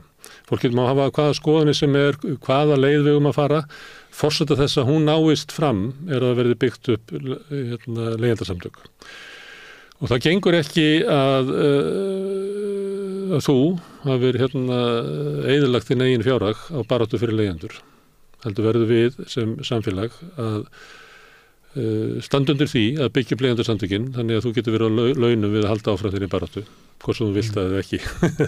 Og þegar ég ætla bara að segja þetta því að ég alltaf að horfa í kameruna og benda fólki á að það eru áskrifundur sem að halda samstöðunni gangandi. Og þannig getum við byggt upp alls konar hluti. En ég held að það eitt mikilvægt sem við þurfum að gera í dag að koma einhverjum svona rekstrar grundvelli undir leyendasamtökin. Það tengist samstöðun tengist Sósíalistaflokknum eins og margir vita og Sósíalistaflokkurinn á fyrirbrigði sem heitir Vorstjarnan og Vorstjarnan hefur styrkt leyendasamtökin 5 milljónir minni mig.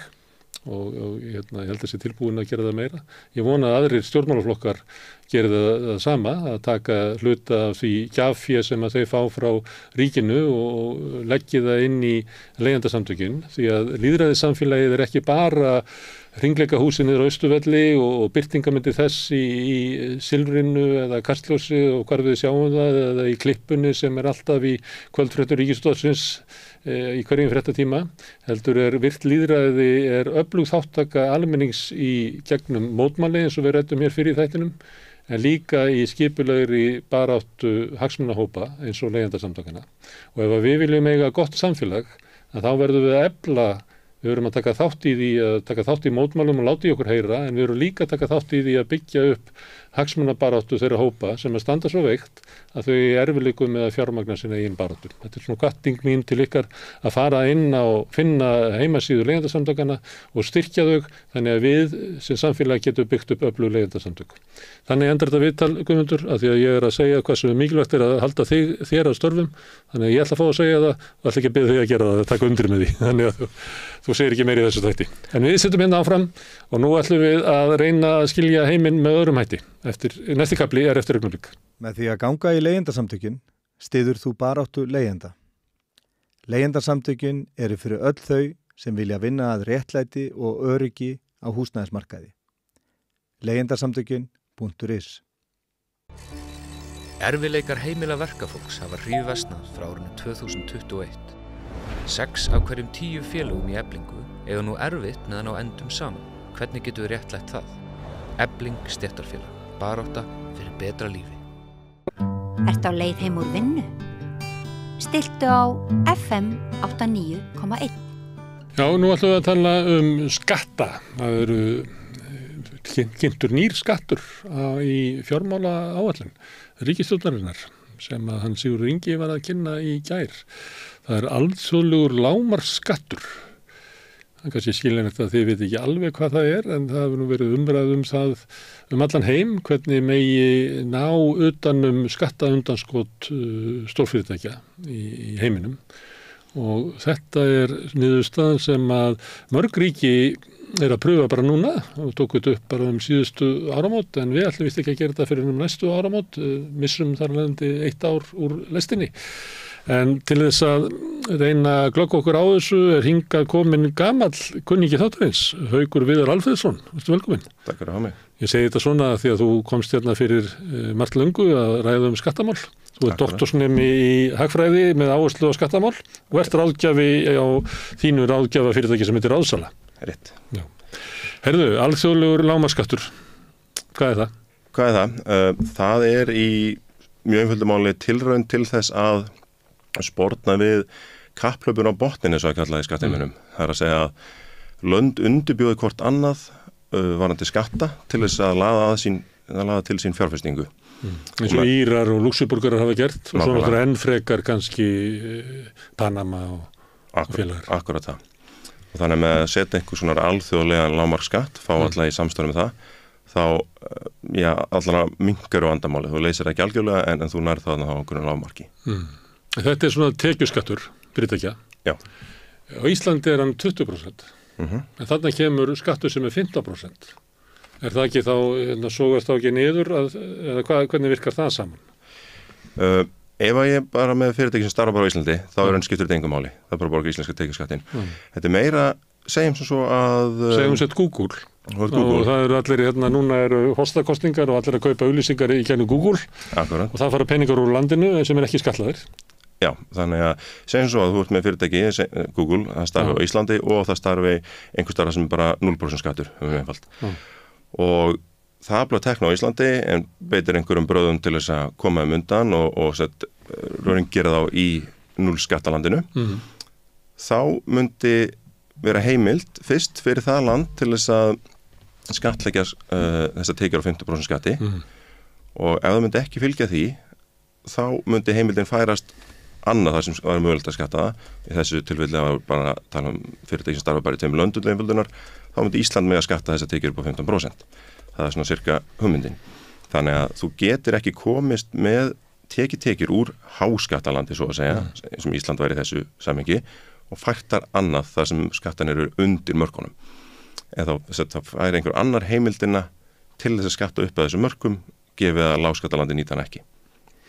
En hvernig segjum að þú sett bara eitthvað fyrirtæki og þarf ég þá ef ég er Íslenska ríkið að sanna að þú hefur ekki borgað skatta eitthvað staðar af tekjunum sem þú aflaðir hér sem eru hærri en 15% og þá get ég lagt á því skattin eða get ég bara lagt á því 15% skatt af öllum viðskiptum sem eiga sér stað á Íslandi? Nei, þú mátt ekki leggja bara beint skatt á, það er að segja sko þær tekjur sem eiga sannlega að vera skatt á Íslandi, þú mátt leggja þá skatta sem þú vilt á þær. En við erum væntanlega að tala atvik þar sem að, það sem kannski flesti kannast við væri að segja, álverin myndu nota einhver svona vaxtagreiðslur til þess að lágmarka skattbyrði á Íslandi og flytja erlendis. HS Orka núna nýlega tóku risastórt eigendalán og er að borga skatta. Nei, vexti sig til eigenda sinna og þarlegandi eru með minni hagnað og borga þarlegandi minni tekjuskatt. Akkurat, það er hugsunin og í því þá geti Íslandi sjálf sér ekkert gert í grunninn, bara því að skattgrunnin var búin að lágmarkast hérna. En í staðin myndi hækka skattgrunnin einhvers annars þar sem vaxtatekjunar koma sem tekjur, sem ekki gjöld. Og ef það land nýti sér ekki réttindin til þess að skattleggja á þessum 15%, þá geti Ísland fengið heimild til þess að skattleggja á móti þessar tekjur eða meina íslenska arminum að fyrirtækinu frádrátt þannig að þeir borgi sannlega þessu upp að hér. Það er sem sagt, og svo var þetta alltaf yfirleitt þetta kannski fyrirtæki sem starfi mörgum löndum og þetta verður svolítið svona flókin jafna en þá er svona ákveðin goggunaröð hver fær fyrsta skattrétt annar og svo svona samspil á nokkrum reglum sem eiga að ná þessu sameiginlega markmiði að ná þessum lágmarksskatt inn. En segjum þetta sé orkufyrirtæki á Íslandi sem að hefur tekið gríðarlega hátt lán hjá eigendur sínum, borgar mikinn vaxtakostnaði því. Eigendurnir eru skráðir í landi þar sem er ekki fjármagnstekjuskattur. Það er til dæmi það, sem er bara ekki. Þá getur Íslenska ríkið lagt á 15% skatt á vaxtatekjunar, eða hvað? Í eðlísinu væri það þannig, en svo eru fleiri undan þá skulum við segja í þessu kerfi. Það er lágmark á stærð fyrirtækja sem tilheyra. Ég held senast ég vissi þá var árstekjur þurftu að vera 750 milljónir evra. Þannig að þú getur með lítið fyrirtæki eða allavega í alþjóðlegum samanburði lítið, það myndi ekki falla inn í þetta verk til dæmis. og svo getur verið ákveðnir hvað maður segja, iðnaðir, þjónustur sem eru undanþegnar úr kerfinu. Þannig að í heildin þetta svona jákvætt framfara skref, en þetta ekki heildar stopp á eitt í neitt. Hvað sagður að fyrirtækjum eftir að stór? 750 miljón evrur. Minnum mig að hafi verið. Allan einhvern tíma var það. Sem eru þá 112 miljardar íslenskir, svona cirka. 115 miljardar íslenskir. Já. Sko, það sem að OECD hefur reynt að meta það, hvað þessi skattheimta getur gefið, þess að náð peningum sem annars bara hverfa inn í einhverja skattaskjóla hít. Hvað er þetta stórt mál? Já, ég sá töluna 220 miljard dollarar, en það var svona OECD-talan, svo alltaf gjaldeyrisjóðurinn var með aðeins læri tölu, 1/3 læri, slattalæri, en þetta eru mjög stóra tölur. Ég pröfaði eitt að taka þarna 220 miljardar dollara töluna frá OECD og deila í henni með heimshagkerfinu og margkvalda upp með Íslandi, og þá væri þetta svona 9,4 miljardar íslenskir. Þannig þá er þetta, OECD segir svona cirka 9 miljardar ef Ísland væri bara sína hlutdeild út úr þessu, og alþjóðagjaldeyrissjóður svona 6 miljardar sem kæmið þá sem nýjar tekjur til Íslands. Já, á endanum. Ef að skiptingin væri þessi, þá hafa það rétt. En svo er spurningin, er Ísland með sama hlutvall af svona stórfyrirtæki sem falla inn í þetta á önnur lönd, sko? Já. Kannski geti álfyrirtækin og HS Orka og sem hafa notað þessa aðferð við að skulda eigandunum einhverjar formúr, hækka hlut Íslands. Já, það væri svona helst svoleiðis fyrirtæki sem þetta ætti við.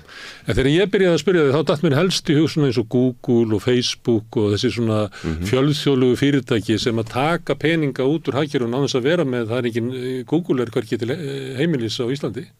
Nei. Þau eru bara í skínu. Næri þetta ekki til slíkra viðskipta? Jú, þetta er kannski helst. Sem er svona eiginlega bara, við getum kallað þetta eins og bara fjárstreymi út úr hagkerfinu. Já, Alibaba. Þessar hugmyndir í heildina að setja á einhvern svona lágmarksskatt er að skattkeri heimsins í dag þau eru byggð fyrir annan heim, þau eru byggð fyrir heimi fyrir 100 árum. Þar sem að það var meira bara ég með fyrirtæki í starfi í þessu landi og þá bara fyrir eftir lögunum því landi. En því meira sem tæknivæðumst og meira alþjóðasamskipti og interneti og allt slíkt, þá koma nýjar áskoranir og einmitt með Google og aðra slíka, þá verður þetta vandamál. Þú þarft ekki einu svona að vera bara með netfyrirtæki, þú getur sagt bara að segja mig ég sé Apple og ég framleiði iPhone síma og ég er með framleiðslu einhvers staðar sem bara í Asíu og svo er ég með viðstöðvinni einhvers staðar í Evrópu, en svo segi ég sem er hugverkaréttin einhvers staðar annar staðar í einhverju lágskattaparadís. Írlandi, já. Og svo rukka ég formú og segi, nei, það er virðið sköpunin.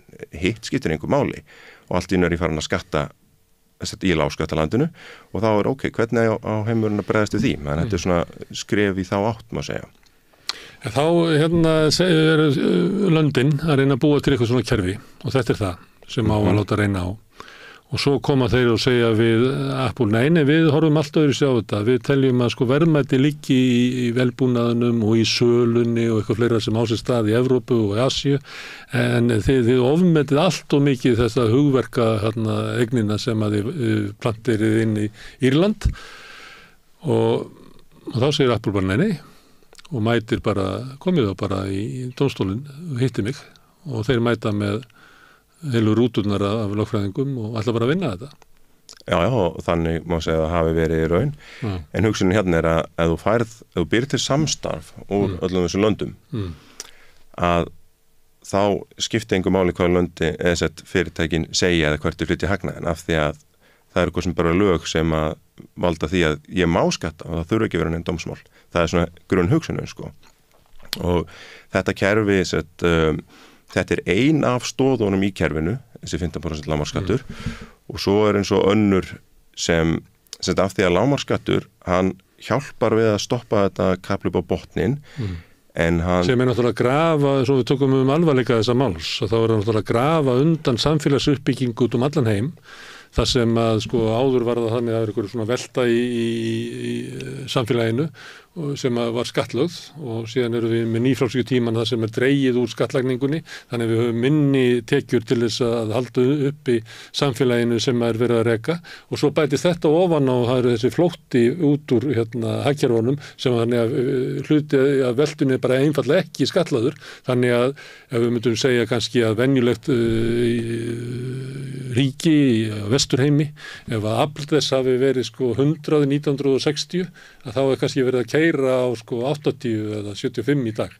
Svo hef ég bara notað alltaf svona innföllun og þessi aðgerð snýstu það að ná einhverju afli tilbaka sem er bara einfallega að leka út úr samfélagunum og leiði ekki til uppbyggingar innviða eða eins og viðhalds þeirra eða viðhalds á grunnkerfum samfélagsins.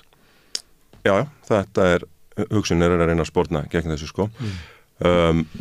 Vandinn er kannski að þarna bindur lönd 15%. Hvað ef ég vil skatta 16% til dæmis?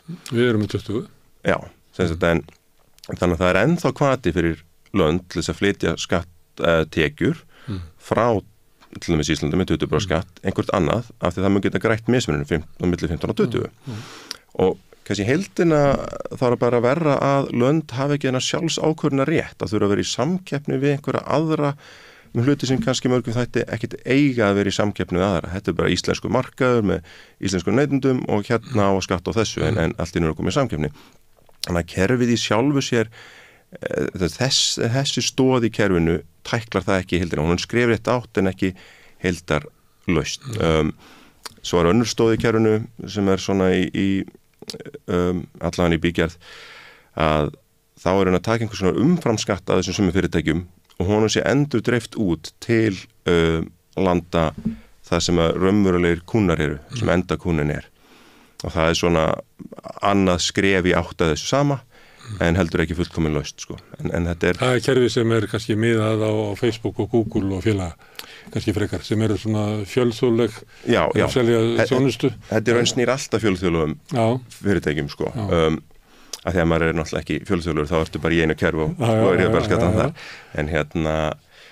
En jú, þetta er allt svona þetta snýst svolítið í grunninn spurninguna sko, hvar er rétt að skattleggja? Hvar verður hagnaður til og af hverju á að vera skattlagt og er það sem ég hef versmiðuna mína, er það sem að hugsunni mínir eru, er það sem að neytendin er og það er í sjálfu sér ekkert algjört einfalt svar við þessu. Nei. Þannig að það er svona eins og Evrópusambandið hefur viljað stíga lengra heldur en þeir hefur viljað samþykja þessu OECD-tillögur en vilja svo á endanum búa til eigi regluverk sem er svona segja nær meiri tökum á þessu. Þá myndu þeir vilja taka allar tekjur stórfyrirtækja sem er innan Evrópu og endur deila út frá formúlu, til að segja 1/3 fyrir það sem að endanlegur viðstafinir eru, 1/3 það sem að mannöðurinn í fyrirtækinu er, 1/3 það sem að versmiðunar eru og svo fá bara lönd að skatta á þeirri prósent sem er vilja og það er svona stærra skref heldur en þetta. Já, en svo hafa það líka verið að bæta við en hvernig tökustu við á einhvern annan faktor, einhvern svona internet tækni, þetta var 1/4 í stað fyrir 1/3 eins og ég var að lýsa í formúlunni. Þannig að þetta er svona þeir eru búin að vera í hugsunum í raunverulega vel yfir áratug sko. En allan, það er ágætt að þeir eru að heimurinn að færast einhvernær mótsvars við þessu. Nema þetta sé þannig að eins og oft vil verða að kerfisbreytingarnar eru sniðnar að hagsmunum þeirra sem að eru ríkastir. Já, það er engin spurning um að... En svo sést á þessu að 15% skattur er ekkert hár skattur í sögulegu samhengi. Ég meina samfélagin í okkar heimsluta byggðust ekki upp á því að skattleggja fyrirtæki 15% tekjuskatt. Þau byggðust upp á því að hafa skattinn svona 40-45%. Þannig byggir upp samfélag sko. Já, það er nú bara að segja að hann er læran íslenski, þannig að fyrir það þá er þetta og íslenski hefur lækkað hratt, það var miklu hærri 91 íslenski tekjuskattur fyrirtækja. Ég held að það hafi verið 45%. Já, kann að vera, ég þekki ekki tölulega nógu verið svona látt aftur. En en þú varst að segja þetta verið sniðið að sko einhverjum sérhagsmunum og það er engin spurning. Það eru einhver iðnaðir þarna sem eru undanþegnir. Ég las eldri útgáfu af þessum regluverki og ég veit ekki alveg hvað breytingum að hefur tekið síðan þá. En þar var ýmis fjármálastarfsemi og lífeyrissjóðir og svona hinir og þessir sem voru undanþegnir, sko. Bara ákveðnir iðnaðir alveg. Þannig að þú veist, það er ekki kannski bara í skattprósentunni, það er heldur hver fellur inn í regluverki, hvað nákvæmlega er þakið. Og svo er spurning líka, hvernig flokkar er samsteypu? Hvað þurfa eignarhlutinir að vera til þess að þetta sé partur af þessu fjölþjóðlega fyrirtæki sem er samskattað og hvenær fellur utan þess. Þannig að menn munu vera að dansa í kringum þá línu, sko.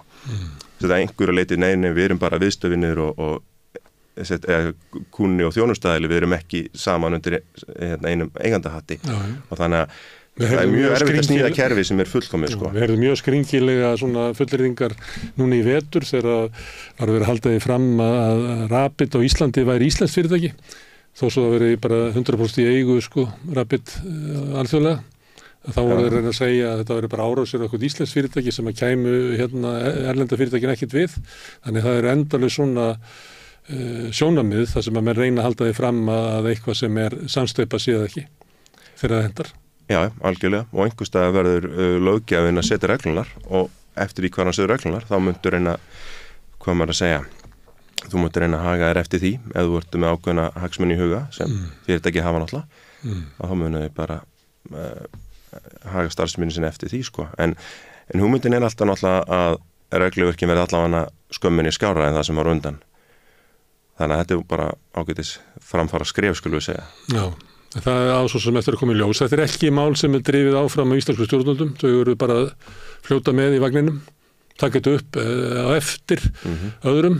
Ef að við þetta saumalputta mat á það hvað þetta geti þýtt mikið fyrir Ísland svona cirka bát, 6-9 milljarðar, að þá náttúrulega missum við af 6-9 milljarðum með því að hafa ekki flotið með þeim sem að fóru fyrstir í gang, sem að voru síðustu áramót. Við ætlum að gera þetta í fyrst skatturinn leggst á næstu áramót sem að þýði það að tekjurnar koma inn árið og eftir sem er þá 2026 að þá munum detta inn einhverjir aurar inn í ríkissjóð. Já, maður halda það, sko. Já. Haukur, gaman að fá þig hérna. Já, takk fyrir að fá mig. Og kannski kalla ég á þig aftur ef að skattamál verið hérna umræðu. Bara þegar ég horfi á þig að þá voru við meira að fjalla um skattamál hérna fyrir einhverjum kannski svona 2 árum og þá komst oftar hingað. Já. Ég kalla á þig seinna. Endilega. Takk. Og ég þakka Hauki kærlega fyrir komin á öllum gestunum sem hafa verið hérna í kvöld. Við höfum verið að tala um mótmæli og baráttu og skatta. Úr því er samfélagið okkar samsett.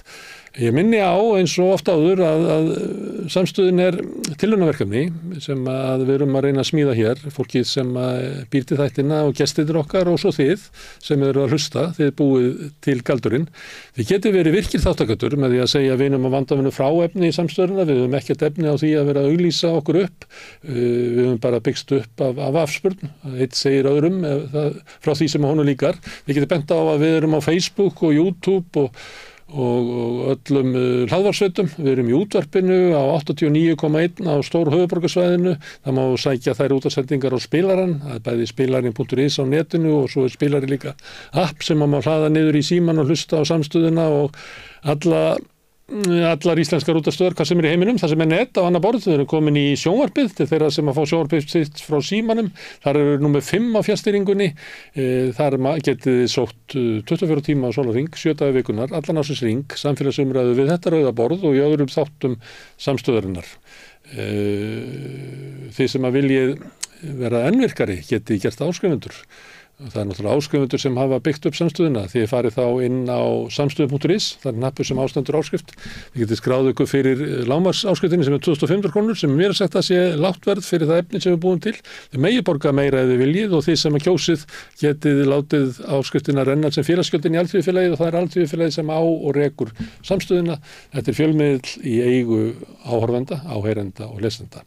Fyrir 2.500 krónur getið þið fengið allt efnið hér en líka eignast fjölmiðl í félagi með öðru fólki. Við verðum hér næst við rauðaborðið á morgun klukkan 8 en ég segi góða nótt í bili. Segðu það á Samstöðinni. Samstöðin er í eigu hlustenda, áhorfenda og lesenda. Sláist í hópinn og gerist áskrifendur.